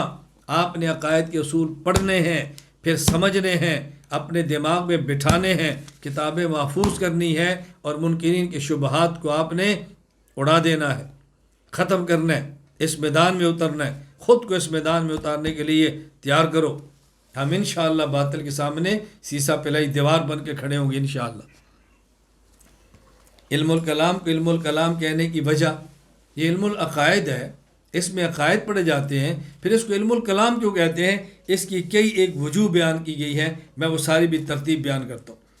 علامہ سعد الدین مسعود بن عمر تفتازانی رحمہ اللہ، وفات 792 ہجری، شرح العقائد النسویہ میں فرماتے ہیں لأن عنوان مباحثہ کان قول الکلام فی قضا فی قضا، کہتے ہیں اس لیے کہ علم الکلام میں جب متکلم گفتگو کرتا ہے تو وہ یہ کہتا ہے الکلام فی قضا، الکلام فی قضا، اس میں فلاں نے یوں بات کی، فلاں نے یوں بات کی، فلاں نے یوں بات کی، اس لیے اس کو علم الکلام ہی کہتے ہیں۔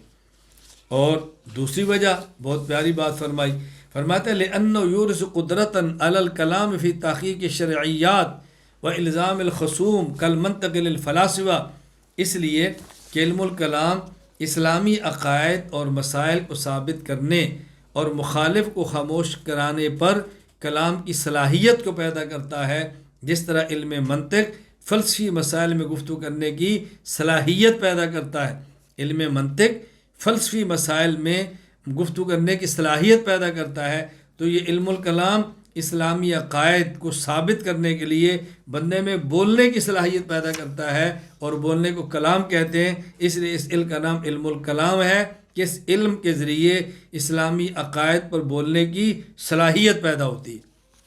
نمبر 3، علامہ سعد التفتازانی نے تیسری وجہ بیان فرمائی، فرماتے ہیں لأنه اول ما يجب من العلوم التي انما تعلم بتتعلم بالكلام فاطلق عليه هذا الاسم لذلك ثم خص به ولم يطلق على غيره تميزا، فرماتے ہیں اس لیے کہ علم الکلام، اس لیے کہ جو علوم کلام کے ذریعے سیکھے اور سکھائے جاتے ہیں، علم الکلام میں ان میں سب سے پہلا علم ہے۔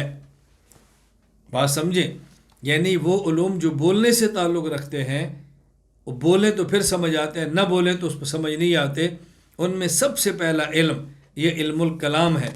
پھر علم الکلام کو اسی علم عقائد کے ساتھ خاص کر دیا گیا، دوسرے علوم پر علم الکلام کا استعمال چھوڑ دیا گیا تاکہ اس علم اور دیگر علوم میں امتیاز باقی رہے۔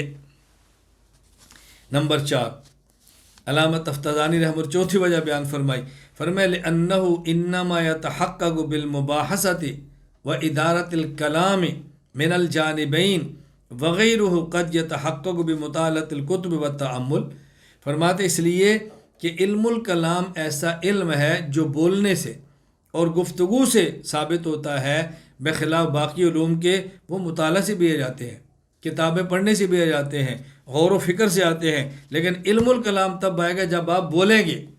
اس لیے آپ جو اصول عقائد کو پڑھ رہے ہیں، اپنے اندر بولنے کا ملکہ پیدا کریں، بولنے کی صلاحیت پیدا کریں، اپنی بات سمجھانے کا مزاج پیدا کریں، پھر آپ متکلم بنیں گے۔ ویسے کیسے بنیں گے؟ وہ کون سا متکلم ہے جس کی زبان گونگوں والی ہو اور متکلم ہو؟ یہ کیسا متکلم ہو سکتا ہے؟ علم الکلام کو، اس علم کو علم الکلام کہنے کی 5ویں وجہ وہی علامہ تفتازانی رحمہ اللہ نے بیان کی، فرماتے ہیں لأنه لقوة أدلته صار كأنه هو الكلام دون ما أداه من علوم كما يقال الأقوى من الكلامين هذا هو الكلام۔ اللہ اکبر۔ فرماتے ہیں کہ علم الکلام کے دلائل اتنے قوی ہیں کہ گویا باقی علوم کے علاوہ کلام ہی یہ ہے، یعنی باقی علوم کو کلام نہیں کہہ سکتے، قوت دلیل کی بنیاد پر گویا کلام ہی یہ ہے۔ جس طرح دو گفتگو کرنے والے ہوں، ایک کی گفتگو مضبوط ہو، کہتے ہیں بات تو ہوئی نا، گفتگو تو ہوئی نا، اس کو بات کہتے ہیں، حالانکہ بات تو دوسرے نے بھی کی ہے نا، لیکن کہتے ہیں اس کو بات کہتے ہیں۔ تو علامہ تفتازانی فرماتے ہیں علم الکلام اپنے قوت دلائل کی بنیاد پر باقی علوم کی نسبت ایسے ہے کہ گویا کلام ہے ہی یہ، اس لیے اس کو علم الکلام کہتے ہیں۔ آپ نے متکلم بننا ہے تو محنت کریں۔ مجھ سے کئی ایک حضرات رابطہ فرما کر مجھ سے پوچھتے ہیں، ہم آپ کی طرح بولنا چاہتے ہیں، آپ کی طرح بننا چاہتے ہیں، تو کیسے بنے؟ وہ سمجھتے ہیں کہ شاید یہ آج میڈیا پر آ گیا بولتا ہے تو ہم میڈیا پر 2 ویڈیو بنا لیں گے تو شاید ہم بھی بولنا شروع کر دیں گے۔ ایسا نہیں ہوتا۔ میں نے بیٹا اس پر محنت کی ہے۔ زمانہ طالب علمی میں جمعرات کے دن میں باقاعدہ ہفتے کے دوران تیاری کرتا، 3-4 تپائیاں کھڑی کرتا، خود اپنا سٹیج بناتا اور خود کھڑے ہو کے طلباء کے درمیان اپنے نام کا اعلان خود کرتا اور خود خطبہ پڑھ کے پھر دلائل کے ساتھ اپنی تقریر کرتا، اور اس طرح میں خطابت خود سیکھتا اور اس طرح دلیل سے بات کرتا۔ آپ یقین فرمائیں، اللہ گواہ ہے، درجہ خامسہ والے سال جب جمعرات کو میں تقریر کرتا، تبا طلبہ دورہ حدیث کے میری گفتگو کے درمیان بیٹھ کے میرے دلائل کو قلم بند فرماتے، اور میں جب کمرے میں تقریر کرتا تو میرے ہی بعد اساتذہ باہر کھڑے ہو کر طلبہ کے درمیان میری تقریر سنتے اور لذت محسوس کرتے تھے۔ یہ طالب علم بولتا کیسے ہے؟ آپ بولنا ہے تو بولنا سیکھیں، محنت کریں، تیاری کریں، اپنی زبان کو استعمال کریں۔ اس کے لیے ایک وقت آئے گا اللہ تعالیٰ آپ کو خطابت کی طاقت عطا فرمائیں گے۔ بہت بڑی نعمت ہے اللہ پاک کی۔ قرآن کریم کے اندر آتا ہے وَآتَيْنَا فَصْلَ الْخِطَابِ، ہم نے حضرت داؤد علیہ السلام کو یہ قوت خطابت عطا فرمائی، اور آپ کا خطاب فاصل تھا، حق اور باطل کو جدا کر دیتا تھا۔ اور خطابت، اللہ کے نبی صلی اللہ علیہ وسلم فرماتے ہیں ان من البیان لسحرا، بعض بیان وہ جادو کی طرح ہوتے ہیں۔ جادو ہوتا ہے جو سر چڑھ کر بولے، آپ کی گفتگو ایسی ہو کہ مخالف کو بھی احساس ہو کہ یہ بول رہا ہے۔ نبی کریم صلی اللہ علیہ وسلم کی خدمت میں جب نصارہ نجران کے آئے تو انہوں نے اپنا خطیب پیش کیا۔ رسول اللہ صلی اللہ علیہ وسلم نے اپنا خطیب حضرت ثابت کو کھڑا کیا، فرمایا ذرا ان کو خطابت کے جوہر دکھاؤ۔ تو پیغمبر پاک صلی اللہ علیہ وسلم نے دشمنان دین کی خطابت کا مقابلہ اپنے خطیب سے کیا ہے۔ اس لیے خطابت سیکھو، اعتدال کے ساتھ گفتگو کرو۔ خطابت کا معنی ناچنا نہیں ہے، خطابت کا معنی کودنا نہیں ہے، خطابت کا معنی کپڑے پھاڑنے نہیں ہے، خطابت کا معنی کو رگوں کو پھلانا نہیں ہے۔ خطابت کا معنی اپنی دلیل کو اپنی بات کو قوت دلیل کے ساتھ صاف گویائی کے ساتھ پیش کرو۔ اللہ تعالیٰ آپ سب کو توفیق عطا فرمائے۔ ہمارے جو سبق میں شریک ہے، میں دل و جان سے دعا کرتا ہوں اللہ تعالیٰ آپ کو قوت کلام بھی عطا فرمائے، قوت دلیل بھی دے، قوت کلام بھی دے۔ علم الکلام کی اہمیت، علم الکلام کتنا اہم ہے، اس کو پڑھنا کتنا ضروری ہے، اس کو سمجھنا کتنا ضروری ہے، یہ بات اچھی طرح ذہن نشین فرما لیں۔ میں اس کے لیے حضرت امام غزالی رحمہ اللہ کی عبارت پیش کرتا ہوں۔ حجت الاسلام امام ابو حامد محمد بن محمد المعروف غزالی رحمہ اللہ، وفات 505 ہجری، الاقتصاد فی الاعتقاد التمہید الثالث فرماتے ہیں الاشتغال بهذا العلم من فروض الکفایات، علم الکلام کو سیکھنا فرض کفایہ ہے۔ اللہ اکبر، علم الکلام کو سیکھنا فرض کفایہ ہے، یعنی ایک عالم اگر اس کو سیکھ لے جو باطل سے دندان شکن بات کر سکتا ہو تو باقی اس سفر شرعی کی مقدار میں رہنے والے لوگ اس گناہ سے بچ جائیں گے، ورنہ سب اس گناہ کے اندر شریک ہوں گے۔ اب تو خیر میڈیا کا دور ہے، اب تو ہم یہ نہیں کہتے مسافت شہری 77 کلومیٹر میں، اب تو ہم کہتے ہیں کہ 2-4 آدمی پوری دنیا میں میڈیا پر بات کرنے ہوں تو شاید بقیہ اس جرم سے بچ جائیں اور امت کے فرض کفایہ کا وہ ادا کریں۔ فَإِن قُلْتَ لِمَسَارَ مِن فُرُوضِ الْكِفَایَاتِ وَقَدْ ذُكِرَ أَنَّ أَكْثَرَ الْفِرَقِ يَضُرُّهُمْ ذَلِكَ وَلَا يَنفَعُهُمْ۔ حضرت امام غزالی رحمہ اللہ فرماتے ہیں آپ کہتے ہیں فرض کفایہ ہے، فرض کفایہ کیسے ہوگا؟ کتنے فرقے ایسے جن کو علم الکلام سے نقصان ہوا ہے، گمراہ ہوئے ہیں، ان کو علم الکلام سے فائدہ نہیں ہوا۔ امام غزالی کے جواب سنے، فرمایا فَعْلَمْ أَنَّهُ قَدْ سَبَقَ أَنَّ أَزَالَةَ الشُّكُوكِ فِي أُصُولِ الْعَقَائِدِ وَاجِبَةٌ وَاعْتِبَارَ الشَّكِّ غَيْرُ مُسْتَحِيلٍ۔ امام غزالی رحمہ اللہ فرماتے ہیں کہ دیکھو ایک بات اچھی طرح یاد رکھو، شکوک کا ازالہ کرنا اصول عقائد میں یہ واجب ہے، شکوک کا ازالہ کرنا یہ واجب ہے، اور شک کا پیدا ہونا یہ ناممکن نہیں ہے، ہو جاتا ہے۔ وَإِنْ كَانَ لَا يَقَعُ فِي الْعَقْلِ، اگرچہ بہت قلیل ہو، یہ اپنے دور کی بات فرماتے ہیں، اب تو ہر کسی کو شبہ ہے، ہر کسی کو۔ ثُمَّ الدَّعْوَةُ إِلَى الْحَقِّ بِالْبُرْهَانِ مُهِمَّةٌ فِي الدِّينِ، فرمایا دین کی دعوت دینا دلائل کے ساتھ یہ بہت اہم ہے۔ ثم لا يبعد ان يسور مبتدئ ويتصدى لاغواء اهل الحق بحفاظت الشبهات فيهم. فرمایا پھر ممکن ہے کوئی بدعتی کھڑا ہو جائے اور اہل حق کو گمراہ کرے، شبہات پھیلائے. فلا بد ممن يقاوم شبہته بالکشف، تو وہاں ضروری ہے ایسا بندہ کھڑا ہو جو شبہات کو اڑائے، شبہات کو کھولے. ويعارض اغواءه بالتقبیح، اور ان کی قباحت کو بیان کر لوگوں کو گمراہی سے بچائے. ولا يمكن ذلك الا بهذا العلم، اور یہ علم الکلام کے بغیر ممکن ہی نہیں.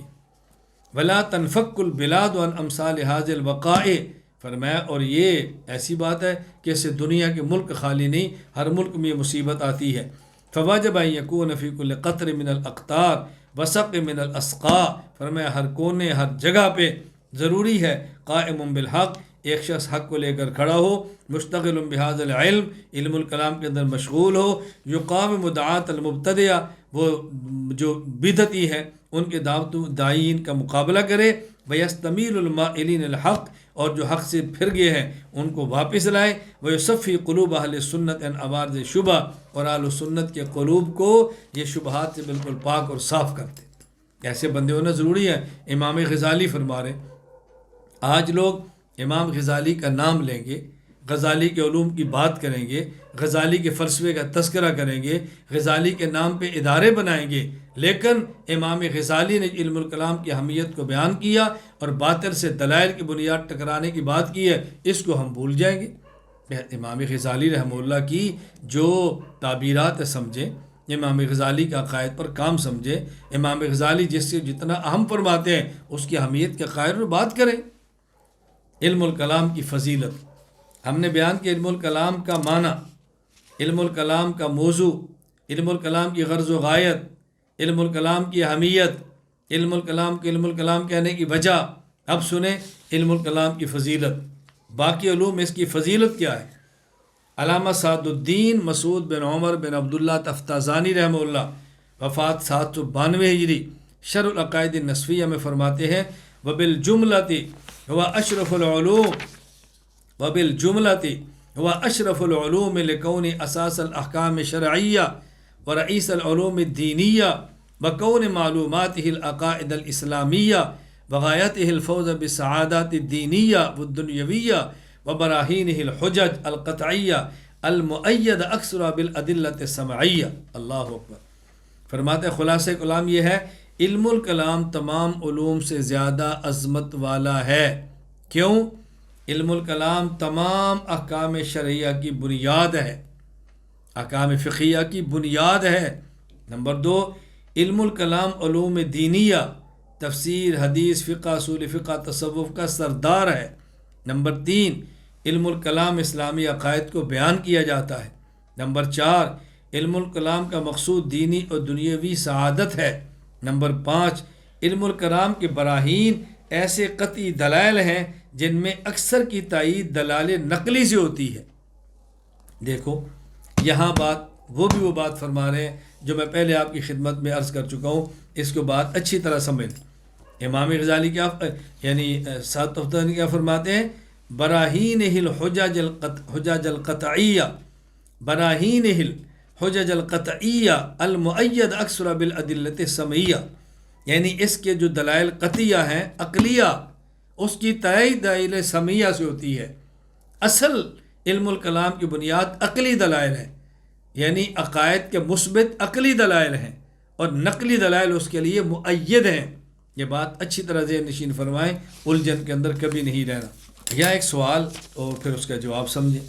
سوال یہ ہے کہ اگر علم الکلام اتنی فضیلت والا ہے، اتنی عظمت والا ہے، تو بہت سارے ہمارے اسلاف علم الکلام کو پڑھنے سے منع کرتے ہیں اور بہت سخت الفاظ اس کے بارے میں فرمائیں.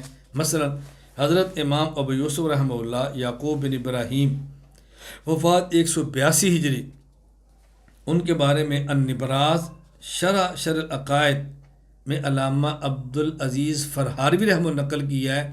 امام ابو یوسف فرماتے من تکلم تزندق، جو شخص علم الکلام میں مشغول ہوا وہ زندیق ہو گیا.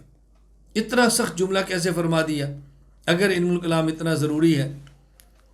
اس کا جواب علامہ سعد الدین مسعود بن عمر بن عبداللہ تفتازانی رحمہ اللہ فات 792 ہجری نے شرح العقائد النسفیہ میں دیا ہے. بہت پیارا جواب دیا. فرمایا یہ ہر کسی کے لیے نہیں ہے، یہ اس شخص کے لیے ہے جو دین میں متعصب ہو، اس کو یقین نہ ہو، لوگوں کو فساد پھیلا رہا ہو، عقائد برباد کر رہا ہو. یہ اس بندے کے لیے ہے جو علم الکلام سیکھ کر تباہ ہو، دوسروں کو تباہ کرے. یہ اس کے لیے، ہر بندے کے لیے نہیں ہے. بات سمجھنے کی کوشش کریں. وما نقل عن السلف من الطعن فیہ والمنع عنہ، اور یہ جو ہمارے اسلاف سے منقول ہے اس پر طعنہ زنی کرنا اور اس سے روکنا.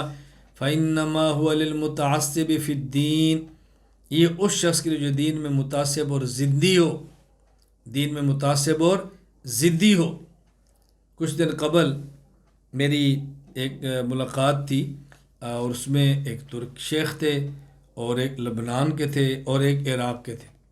وہ جو ترک شیخ ہمارے میزبان تھے تو ڈاکٹر بھی تھے، انہوں نے میرا تعارف کراتے ہوئے اس لبنان اور عراق والے شیخ سے کہا کہ ھذا شخص ابو الکلام وھذا المتعصب فی الدین فی العقائد. جب یہ میرا تعارف کرایا تو میں نے فوراً کہا، میں نے کہا لا انا لست بمتعصب بل انا متمسک، قل ھذا شخص متمسک فی اہل سنہ والجماعہ، نعم نعم انی ارید ھذا، قل انا، میں نے کہا لا فقط ترید بتتکلم، جو تیری مراد ہے اس کو زبان سے کہے. میں متعصب نہیں ہوں، میں متمسک ہوں. تعصب اور ہوتا ہے، تمسک اور ہوتا ہے، ان میں فرق ہوتا ہے. میں انشاءاللہ اس پر بھی بات کروں گا کہ تسلب اور تعصب میں کیا فرق ہے، میں بات کروں گا انشاءاللہ اس پر. والقاصر ان تحصیل الیقین، یہ اس شخص کے لیے ہے جو یقین حاصل کرنے سے قاصر ہو. والقاصد الی افساد عقائد المسلمین، اور یہ وہ ہے جو مسلمانوں کے عقائد خراب کرنے کا پروگرام بنا رہا ہو، ارادہ رکھتا ہو. والخائض فیما لا یفتقر الیہ لا یفتقر الیہ من غوامض المتفلسفین، اور یہ اس شخص کے لیے ہے جو فلسفیوں کی فضول باتوں کے اندر مشغول ہوتا ہو. وَإِلَّا فَكَيْفَ يَتَصَوَّرُ الْمَنْعُ عَمَّا هُوَ أَصْلُ الْوَاجِبَاتِ وَأَسَاسُ الْمَشْرُوعَاتِ، ورنہ کیسے ممکن ہے کہ جو شریعت کی بنیاد ہے اور اصل واجبات میں سے ہے ہمارے فقہاؤں سے منع کریں؟ یہ کیسے ہو سکتا ہے؟ ایسا نہیں ہو سکتا. میں اس پر ایک واقعہ آپ کی خدمت میں عرض کرتا ہوں جو حضرت ہمارے امام اعظم ابو حنیفہ رحمہ اللہ اور ان کے بیٹے حضرت حماد کا ہے. ایک مکالمہ بہت پیارا ہے. حضرت امام اعظم ابو حنیفہ رحمہ اللہ کے حالات پر کتاب لکھی ہے حضرت امام ابو المؤید موفق بن احمد الخوارزمی المکی الحنفی رحمہ اللہ وفات 568 ہجری ہے. کتاب کا نام ہے مناقب الامام الاعظم ابی حنیفہ رضی اللہ عنہ و اکرم. مناقب الامام الاعظم ابی حنیفہ رضی اللہ عنہ و اکرم، یہ نام ہے کتاب کا. اس میں ایک واقعہ نقل کیا ہے کہ حضرت امام ابو حنیفہ رحمہ اللہ کے بیٹے حماد فرماتے ہیں ہمارے والد محترم گھر میں تشریف لائے اور ہم کچھ لوگ بیٹھے علم الکلام پہ بات کر رہے تھے. دخل علیہ ابی رحمہ اللہ یومن وعندی جماعت من اصحاب الکلام ونحن نتناظر فی باب قد علت اصواتنا فلما سمعت حس فی الدار خرجت الیہ. میں نے والد صاحب کی بات سنی تو میں حضرت امام صلی رحمہ اللہ کی طرف باہر نکلا. میں نے سمجھا کہ میرے والد صاحب تشریف لائے. فقال علی حماد من عندک، تو میرے والد ابو حنیفہ نے فرمایا حماد تمہارے پاس اور کون ہے؟ قلت فلان و فلان و فلان سمیت من کان عندی، میں نے کہا جی فلاں فلاں شخص ہے جو میرے پاس، میں نے سب کے نام بتائے. قال وفی مان تم کیا گفتگو کر رہے تھے؟ میں نے عرض کیا فی باب قضا و قضا، ہم فلاں موضوع پر گفتگو کر رہے تھے. فقال علی یا حماد دع الکلام، امام حنیفہ رحمہ اللہ نے فرمایا کہ اے حماد علم الکلام کو چھوڑ دو. میں نے کہا، امام حماد فرماتے ہیں ولم آہت ابی صاحب تخلیط فلا ممن یامر بالشیء ثم ینہی عنہ، میں نے دل میں سوچا کہ میرا والد خلط ملط نہیں کرتا اور ایسا نہیں ہوتا کہ میرے ابو ایک بات کا حکم دے کل اسے منع کریں، آج منع کریں کل اجازت دیں. ایسا ان کا مزاج نہیں تھا، وہ تو پکی بات فرماتے. تو کیسے مجھے فرمایا کہ حماد تم نے علم الکلام کو چھوڑ دو؟ میں نے عرض کیا یا ابتی الست کنت تأمرنی بھی، آپ خود ہی مجھے حکم دیتے تھے علم الکلام کا، آج آپ منع فرما رہے ہیں۔ قال بلا یا بنیا وانا اليوم انہاک عنہ، کیوں نہیں میرا بیٹا، پہلے میں حکم دیتا تھا، آج آپ کو منع کر رہا ہوں۔ قلت ولم ذاک، میں نے کہا ابو جی کیوں منع کیا آپ نے؟ وجہ، فرمایا یا بنیا ان هؤلاء المختلفین فی ابواب من الکلام ممن ترى كانوا على قول واحد ودین واحد حتى نزع الشیطان بینہم فالقى بینہم العداوة والاختلاف فتباینوا۔ دیکھو بیٹا، یہ جو لوگ آج علم الکلام میں اختلاف کر رہے ہیں، یہ لوگ پہلے ایک قول پر تھے، ایک دین پر تھے، اتفاق تھا، ان کے درمیان شیطان نے پھوٹ ڈالی تو ان کے درمیان عداوت پیدا ہو گئی اور اختلاف ہو گیا اور یہ الگ الگ ہو گئے، وجہ یہی بحثیں تھی۔ اس لیے میں آپ کو منع کرتا ہوں کہ بیٹا آپ نے ان بحثوں کے اندر نہیں پڑھنا۔ اب اس سے کیا ثابت ہوا؟ اس سے یہ بات بخوبی سمجھ آ گئی کہ علم الکلام کا مقصد فساد ہو تو علم الکلام سے بچنا چاہیے، علم الکلام کا مقصد اصلاح ہو تو پھر علم الکلام کو جاری رکھنا چاہیے۔ ہمارا مقصد الحمدللہ فساد نہیں، اصلاح ہے، اپنی عوام کے عقائد کو درست کرنا ہے، باطل کے شبہات کو رد کرنا ہے، اپنے لوگ اپنے عقیدے پر پختہ رکھنا ہے۔ اس لیے ہمارا معاملہ الگ ہے، ہمیں اس کھاتے میں نہ رکھیں۔ اللہ تعالیٰ بات سمجھنے کی توفیق عطا فرمائے۔ ہمارے ہاں پاکستان میں مجھے اپنا ایک واقعہ یاد آیا کہ دارالعلوم ٹنڈو اللہ یار سندھ، وہاں میرا بیان تھا، علماء میں تربیتی پروگرام تھا، 3-4 گھنٹے کی نشست تھی۔ میں اس سے فارغ ہوا، باہر نکلا تو مسجد کے صحن میں ہی رائے بنڈ کے مولانا جمشید صاحب رحمہ اللہ تعالی، اللہ ان کی قبر پر کروڑوں رحمت نازل فرمائے، حضرت کے صاحبزادے مولانا خورشید صاحب دامت برکاتہم مسجد میں داخل ہو رہے تھے۔ میں نکل رہا تھا، ہماری صحن میں ملاقات ہوئی۔ حضرت فرمایا کہ میں ابا جی کے ساتھ یہاں آیا تھا، ٹنڈو الیار کے وہ تھے، تو یہاں آ کر پتہ چلا کہ آپ یہاں پر آئے ہیں، علماء میں گفتگو ہے، تو ہم بھی آ گئے ملنے کے لیے۔ تو گفتگو ختم ہو گئی، ہم پھر دفتر میں بیٹھے تو دسترخوان پہ بیٹھے تھے، تو ایک عالم نے مجھ سے سوال کیا کہ آپ کو ترجمان احناف کا کہا جاتا ہے، آپ کیسے ترجمان ہیں کہ امام ابو حنیفہ رحمہ اللہ نے اپنے بیٹے کو مناظرہ کرنے سے منع کیا اور آپ مناظرے کرتے ہیں؟ میں نے ان سے کہا کہ میں تو مناظرے نہیں کرتا۔ کہ آپ کے ساتھ لکھا ہوتا ہے مناظرے اہل و سنت، کبھی مناظرے اسلام؟ میں نے کہا جو میرے مرکز سے کتاب چھپتی ہے اس میں تو نہیں لکھا ہوتا، اگر کوئی بندہ اشتہار پہ وہ چھاپے تو اس کا میرے پاس تو کوئی علاج نہیں، میں تو نہیں کرتا، تو یہ غلط کہتے ہیں۔ میں نے کہا یہ ان سے پوچھے جو کہتے ہیں، میں تو نہیں کہتا۔ جب یہ بات ہو گئی پھر میں نے ان سے کہا میں آپ سے ایک بات پوچھتا ہوں، حضرت امام اعظم ابو حنیفہ رحمہ اللہ تعالیٰ خود مناظرے کرتے تھے؟ کہتے جی ہاں۔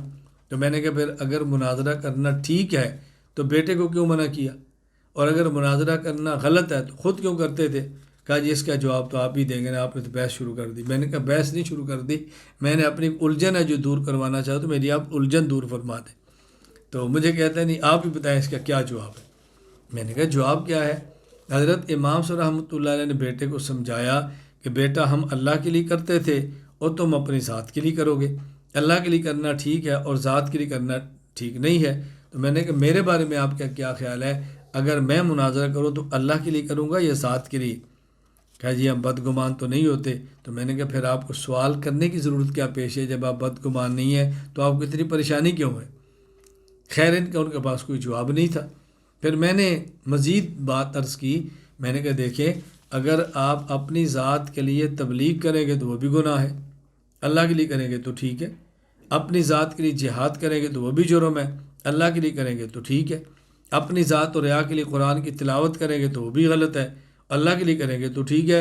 اس میں ایک بیچارے مناظرے کا کیا قصور ہے کہ اللہ کے لیے کرو تو ٹھیک ہے اور ذات کے لیے کرو تو غلط ہے؟ یہ تو دین کے ہر کام کے لیے ہے، اللہ کے لیے کریں گے ٹھیک ہے، ذات کے لیے کریں گے تو غلط ہے۔ خیر میں نے اس طرح جب تھوڑی سی بات کی پھر میں نے بتایا کہ ہمارا کام کرنے کا طریقہ مناظرانہ نہیں ہے، داعیانہ ہے، واعظانہ ہے، مصلحانہ ہے، اور ہمارا یہ ترتیب ہم یوں بات کرتے ہیں۔ تو اس کے بعد پھر مولانا خورشید صاحب مجھے فرمان لگے کہ آپ کسی وقت رائے آئیں، جو شبہات ان کو ہیں ممکن ہے یہ شبہات وہاں بھی ہوں، تو ہم چاہتے ہیں کہ آپس میں قربتیں پیدا ہوں۔ خیر میں رائے گیا، مولانا خورشید صاحب نے رائے کے تقریباً تمام اکابر اس وقت وہاں موجود تھے مولانا احسان صاحب دامت برکاتہم، مولانا جمشید صاحب رحمۃ اللہ علیہ، حاجی عبدالوہاب صاحب رحمۃ اللہ علیہ، اور دیگر جو حضرات سے میری سب سے ملاقات کروائی اور فرمایا کہ آپ یہاں آتے رہا کریں تاکہ ہماری آپس میں غلط فہمیاں پیدا نہ ہوں۔ تو ملنے ملانے سے غلط فہمی پیدا ہوتی ہیں، تو جو لوگ ہم سے دور ہیں ان کو شکوک و شبہات بھی ہوتے ہیں، جو قریب آتے ہیں شکوک و شبہات ختم ہو جاتے ہیں۔ ائمہ علم الکلام، اب علم الکلام کے ائمہ پر بات کرتے ہیں کہ ائمہ علم الکلام کون سے ہیں۔ علم الکلام کے ائمہ تو کئی گزرے ہیں، مشہور ائمہ علم الکلام دو ہیں۔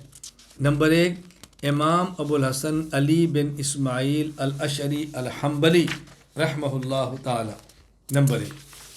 نمبر دو امام ابو منصور محمد بن محمود ماتریدی الحنفی رحمہ اللہ تعالی، یہ دو مشہور امام ہیں۔ ان میں پہلے ہیں امام ابو الحسن علی بن اسماعیل الاشعری الحنبلی رحمہ اللہ، ان کی وفات 324 ہجری میں ہے۔ آپ حضرت ابو موسیٰ اشعری رضی اللہ تعالیٰ عنہ کی اولاد میں سے تھے۔ قبیلہ اشعر کی طرف نسبت کی وجہ سے آپ کو اشعری کہتے ہیں۔ حضرت امام احمد بن حنبل رحمہ اللہ کے فروع میں مقلد تھے، اس لیے ان کو حنبلی بھی کہتے ہیں۔ 260 ہجری میں بصرہ میں پیدا ہوئے۔ یہ بچے تھے، والد کا انتقال ہو گیا۔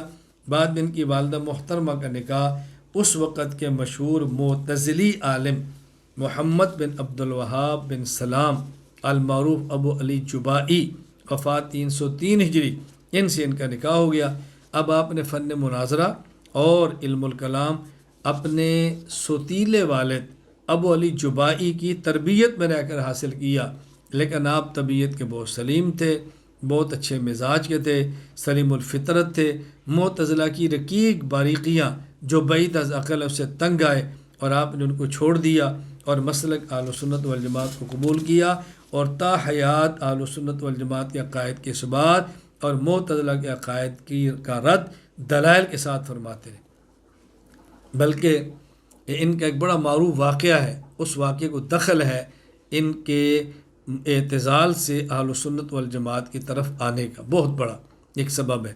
وہ واقعہ کیا تھا کہ ان کے جو ستیلے والد تھے اور علم الکلام ان کے استاد تھے ابو علی جبائی، وہ چونکہ معتزلی تھے، اور معتزلہ کا نظریہ یہ ہے کہ اصلاح للعباد اللہ پر واجب ہے، یعنی وہ کام جو بندے کے لیے مفید ہو اللہ کے اوپر واجب ہے کہ اللہ بندے کے لیے وہ کام کرے۔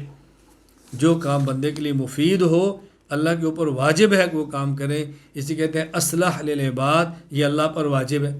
اور اہل سنت والجماعت کا اصلاح للعباد اللہ پر واجب نہیں، یعنی جو کام بندے کے لیے مفید ہو اللہ کے ذمہ کرنا واجب نہیں۔ معتزلہ کہتے ہیں اللہ کے ذمہ کرنا لازم ہے اور واجب ہے۔ اس پر ان کا مناظرہ ہوا اپنے ستیلے باپ اور معتزلہ کے امام ابو علی جبائی سے، بڑا دلچسپ مناظرہ ہے۔ آپ نے اپنے استاذ ابو علی جبائی کو فرمایا میں آپ سے ایک سوال کرتا ہوں، ما تقول فی ثلاثۃ اخوۃ مات احد مطیع والآخر عاصیہ والثالث صغیرہ، آپ بتائیں کہ اس شخص کے بارے میں آپ 3 بھائی ہیں، ان میں ایک اللہ کا فرما بردار فوت ہو گیا، اور ایک نافرمان فوت ہو گیا، اور ایک بچپن میں پھر گیا، ان تینوں کے بارے میں آپ کہتے ہیں؟ یعنی ایک نابالغ فوت ہو گیا، اور ایک جو بالغ ہوا تو نیک ہوا تو فوت ہوا، ایک بالغ ہوا اور نافرمان فاسق ہوا تو فوت ہوا، ان کے بارے میں آپ کہتے ہیں؟ نمبر 1 نابالغ فوت ہو گیا، نمبر 2 بالغ صالح فوت ہوا، نمبر 3 بالغ فاسق فوت ہوا، ان 3 بھائیوں کے بارے میں آپ کا نظریہ کیا؟ تو بولی معتزلی کہنے لگے کہ ان میں جو صالح تھا اور بالغ تھا فوت ہوا اس کو تو اللہ جنت دیں گے، اور جو بڑا بالغ فوت ہوا اور فاسق تھا وہ جہنم میں جائے گا، اور جو بچہ فوت ہوا اس کے بارے میں کیا؟ فرمایا وہ نہ اس کو سزا ملے گی اور نہ اس کو ثواب ملے گا، نہ عذاب ہوگا نہ ثواب ہوگا۔ اچھا، انہوں نے امام اشعری رحمہ اللہ پوچھنے لگے کہ یہ بتائیں کہ یہ جو تیسرا تھا، اگر یہ اللہ سے پوچھے کہ اے اللہ، میں جب بچہ تھا اور آپ نے مجھے بچپن میں موت دے دی، کیوں؟ آپ نے ایسا کیوں نہیں کیا کہ میں بڑا ہوتا اور میں بڑا ہو کر آپ پر ایمان لاتا اور میں نیک عمل کرتا اور میں جنت میں داخل ہو جاتا؟ آپ نے مجھے بڑا ہونے کی مہلت کیوں نہیں دی؟ آپ نے بچپن میں مجھے کیوں موت دے دی اور میں ثواب سے محروم رہ گیا؟ تو ابو علی معتزلی کہنے لگے اللہ تعالیٰ فرمائیں گے، چونکہ ان کے اصل للعباد اللہ پر واجب ہے نا، جو چیز بندے کے لیے مفید ہے وہ کرنا ضروری ہے، وہ کہتے ہیں اللہ تعالیٰ فرمائیں گے کہ میرے علم میں تھا اگر تو بڑا ہوتا تو نافرمان ہوتا اور تو جہنم میں جاتا، تو چونکہ اسرا للعباد بندے پر واجب اللہ پر واجب ہے، تو اللہ فرمائیں گے تیرے لیے بہتر یہ تھا کہ میں تجھے بچپن میں موت دیتا تاکہ تو جہنم سے بچ جاتا، میں نے اس لیے بچپن میں موت دی ہے۔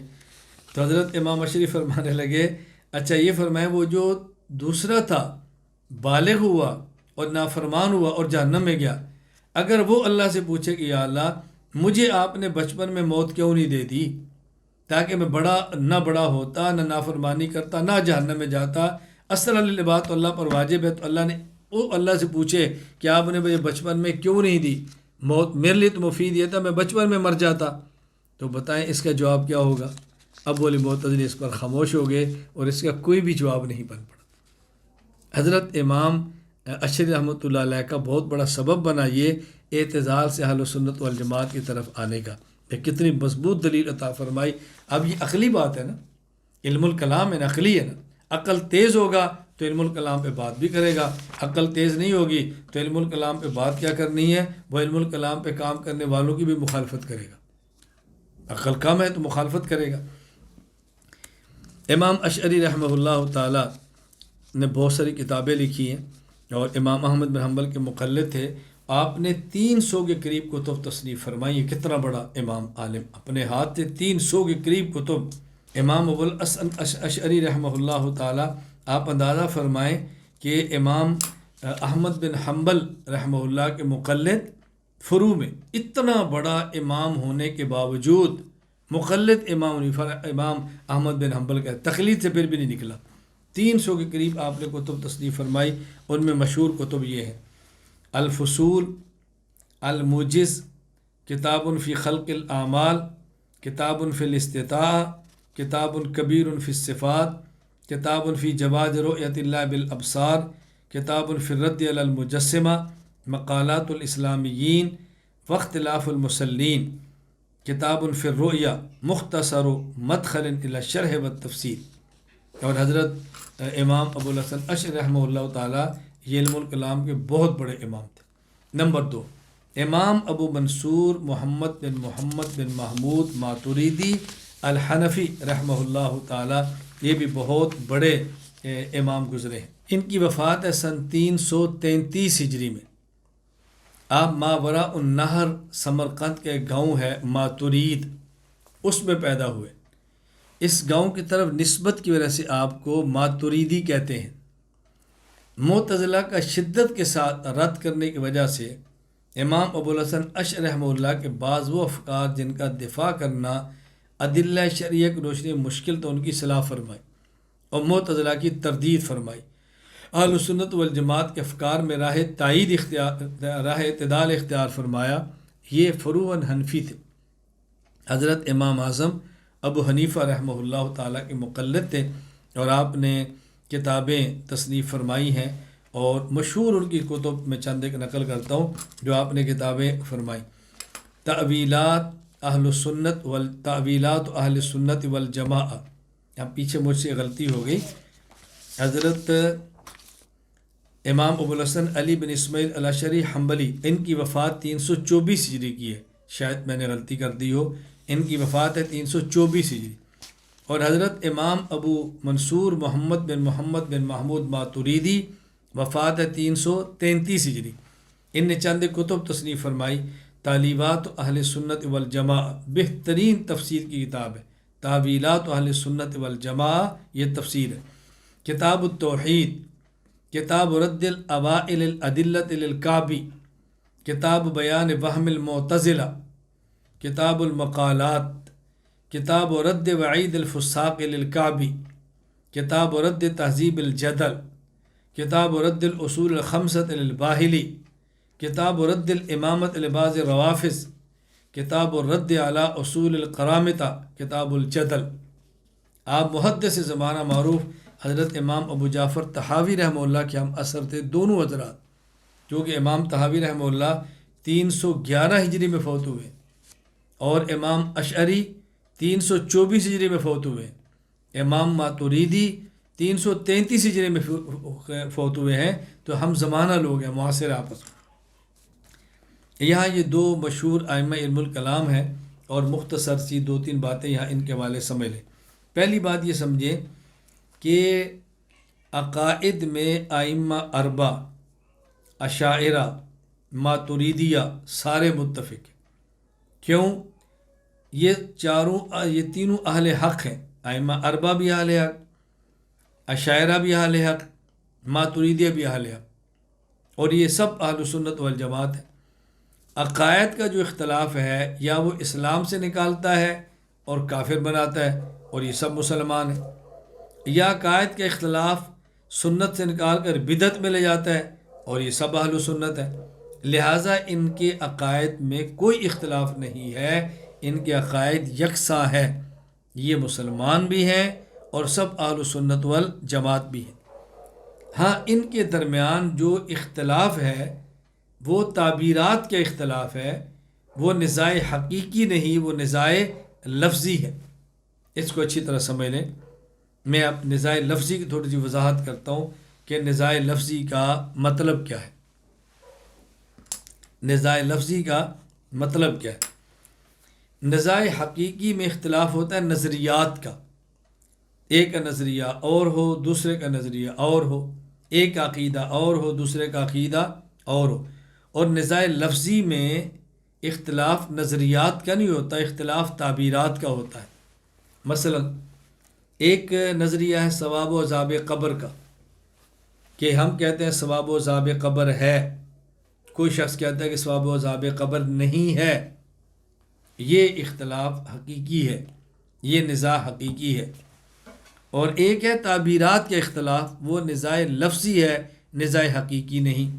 مثلا اس دنیا میں انسان کے احوال اصالتاً بالذات وہ روح جسم پر آتے ہیں اور جسم کے واسطہ سے روح پر آتے ہیں، اور موت کے بعد حالات انسان کے اصالتاً ذاتاً بلا واسطہ وہ روح پر آتے ہیں، اور روح کے واسطہ سے طبعاً اور فرعاً اور ضمناً وہ جسم پر آتے ہیں۔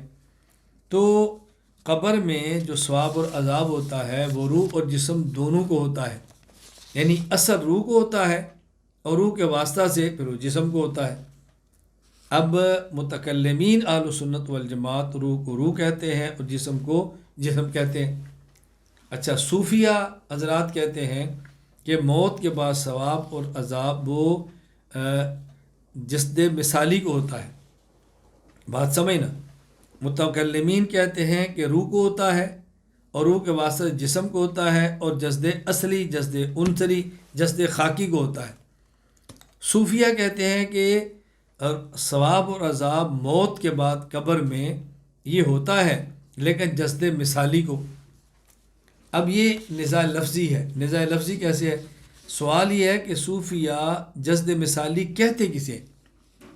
متکلمین کہتے ہیں کہ انسان کی جسم سے روح نکلتی ہے، اور یہ روح نکل کر اس کی جو شکل ہے وہ جسم مثالی کی طرح ہوتی ہے، لیکن کہتے روح ہے۔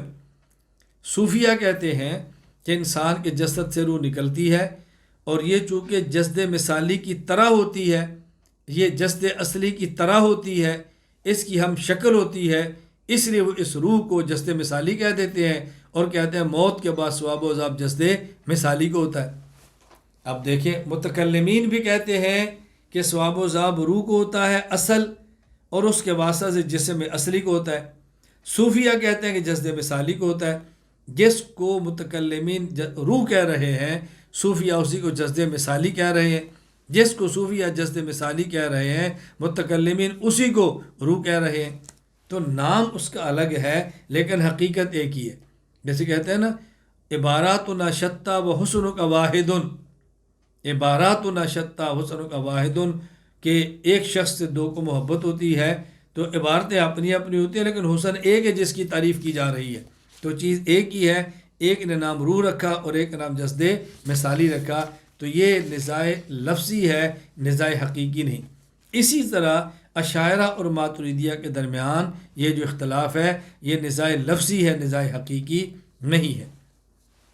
شیخ الاسلام علامہ شبیر احمد عثمانی رحمۃ اللہ علیہ نے خاتم المحدثین علامہ انور شاہ کشمیری رحمہ اللہ کے حوالے سے تفسیر عثمانی سورہ بنی اسرائیل آیت نمبر 85 کے تحت لکھا ہے، جمہور اہل شرع جس کو روح کہتے ہیں وہ صوفیہ کے نزدیک بدن مثالی سے موسوم ہے جو بدن مادی میں حلول کرتا ہے۔ دیکھو اب ایک سوال سمجھے اور اس کا جواب سمجھے۔ سوال کیا ہے کہ آپ امام ابو حنیفہ رحمہ اللہ کے مقلد ہیں یا امام ابو منصور ماتریدی کے؟ آپ خود کو حنفی کہتے ہیں اور ساتھ ماتریدی بھی کہتے ہیں۔ اگر آپ امام حنیفہ کے مقلد ہیں تو پھر خود کو ماتریدی کیوں کہتے ہیں؟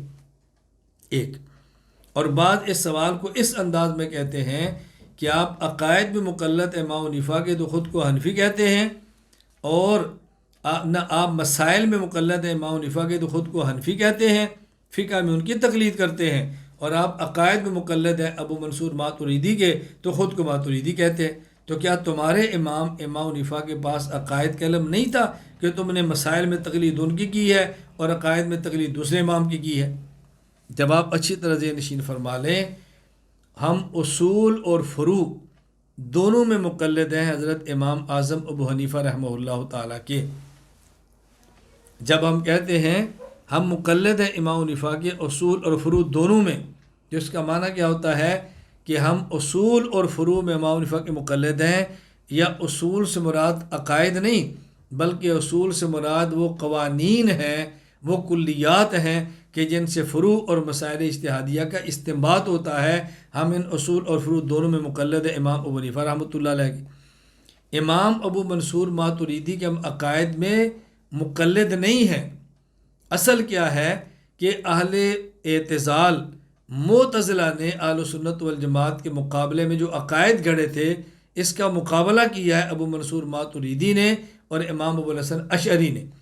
تو ہم معتزلہ کے مقابلے میں ہم ان کی بات کو مانتے ہیں، ان کی بات کو نہیں مانتے۔ ابو منصور ماتریدی اور ابو الحسن اشعری نے کوئی نیا عقیدہ نہیں دیا، عقائد تو وہی ہے جو اہل سنت والجماعت کے پہلے سے چلے آ رہے ہیں۔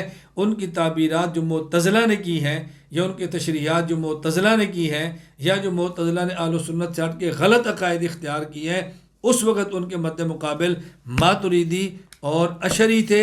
ہم نے معتزلہ کو چھوڑ کر ان کو اختیار کیے، جس کا یہ معنی نہیں ہے کہ ہم ان کے امام حنیفہ رحمۃ اللہ علیہ کے مد مقابل تقلید کرتے ہیں، یہ معنی ہرگز نہیں۔ یہ بالکل ایسے ہی ہے جیسے آج کے دور میں کوئی بندہ سوال کرے آپ حنفی ہیں جی، تو پھر خود کو دیوبندی کیوں کہتے ہیں؟ تم امام حنیفہ کے مقلد ہو کر دیوبندی کیوں کہتے ہو؟ ہم نے کہا بھی امام حنیفہ کی فقہ حنفی موجود ہے، اس کی کچھ تشریحات غلط ہیں جو اہل بدعت نے کی ہیں، اور کچھ تشریحات ٹھیک ہے جو ہمارے اکابر نے کی ہیں۔ ہم جو خود کو دیوبندی کہتے ہیں وہ اہل بدعت بریلویہ کے مقابلے میں کہتے ہیں کہ چونکہ وہ بھی خود کو حنفی کہتے ہیں، تو ہم بتاتے ہیں ہم وہ حنفی نہیں، ہم یہ حنفی ہیں۔ ہم ان کی تعبیرات غلط سمجھتے ہیں اور اپنے اکابر کی تشریحات کو ٹھیک سمجھتے ہیں۔ تو یہ بات اچھی طرح ذہن نشین فرما لیں۔ اب یہاں بطور فائدہ کی ایک بات سمجھ لیں کہ اصول کا لفظ بولا جاتا ہے تو اس کے مطالب مختلف موقع پر الگ الگ ہوتے ہیں۔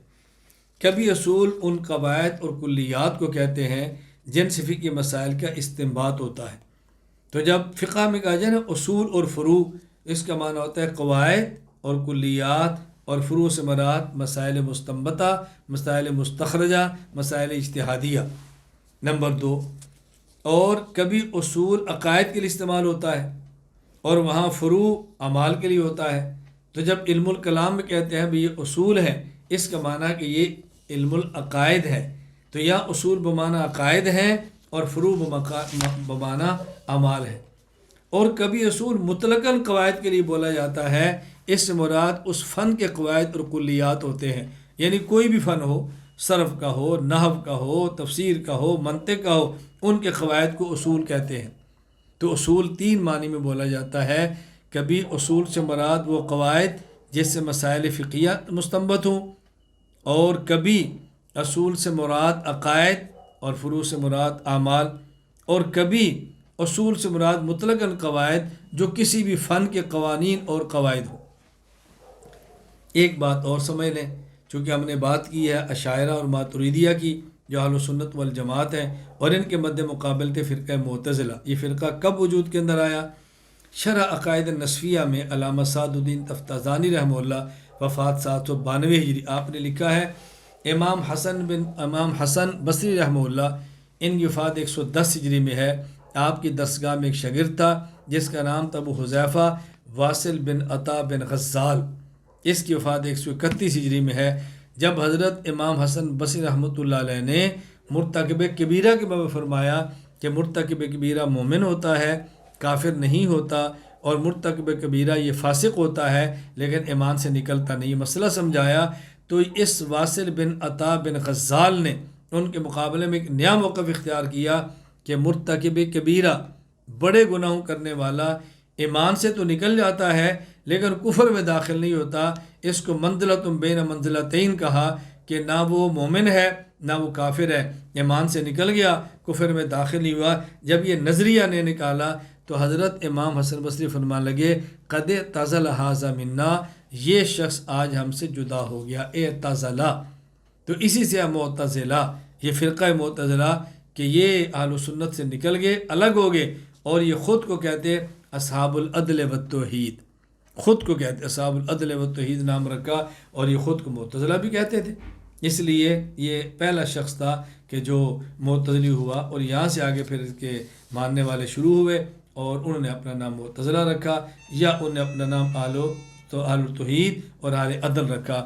اللہ تعالیٰ میں اپنے عقائد کو پڑھنے کی، سمجھنے کی اور سمجھ کر آگے پھیلانے کی توفیق عطا فرمائے۔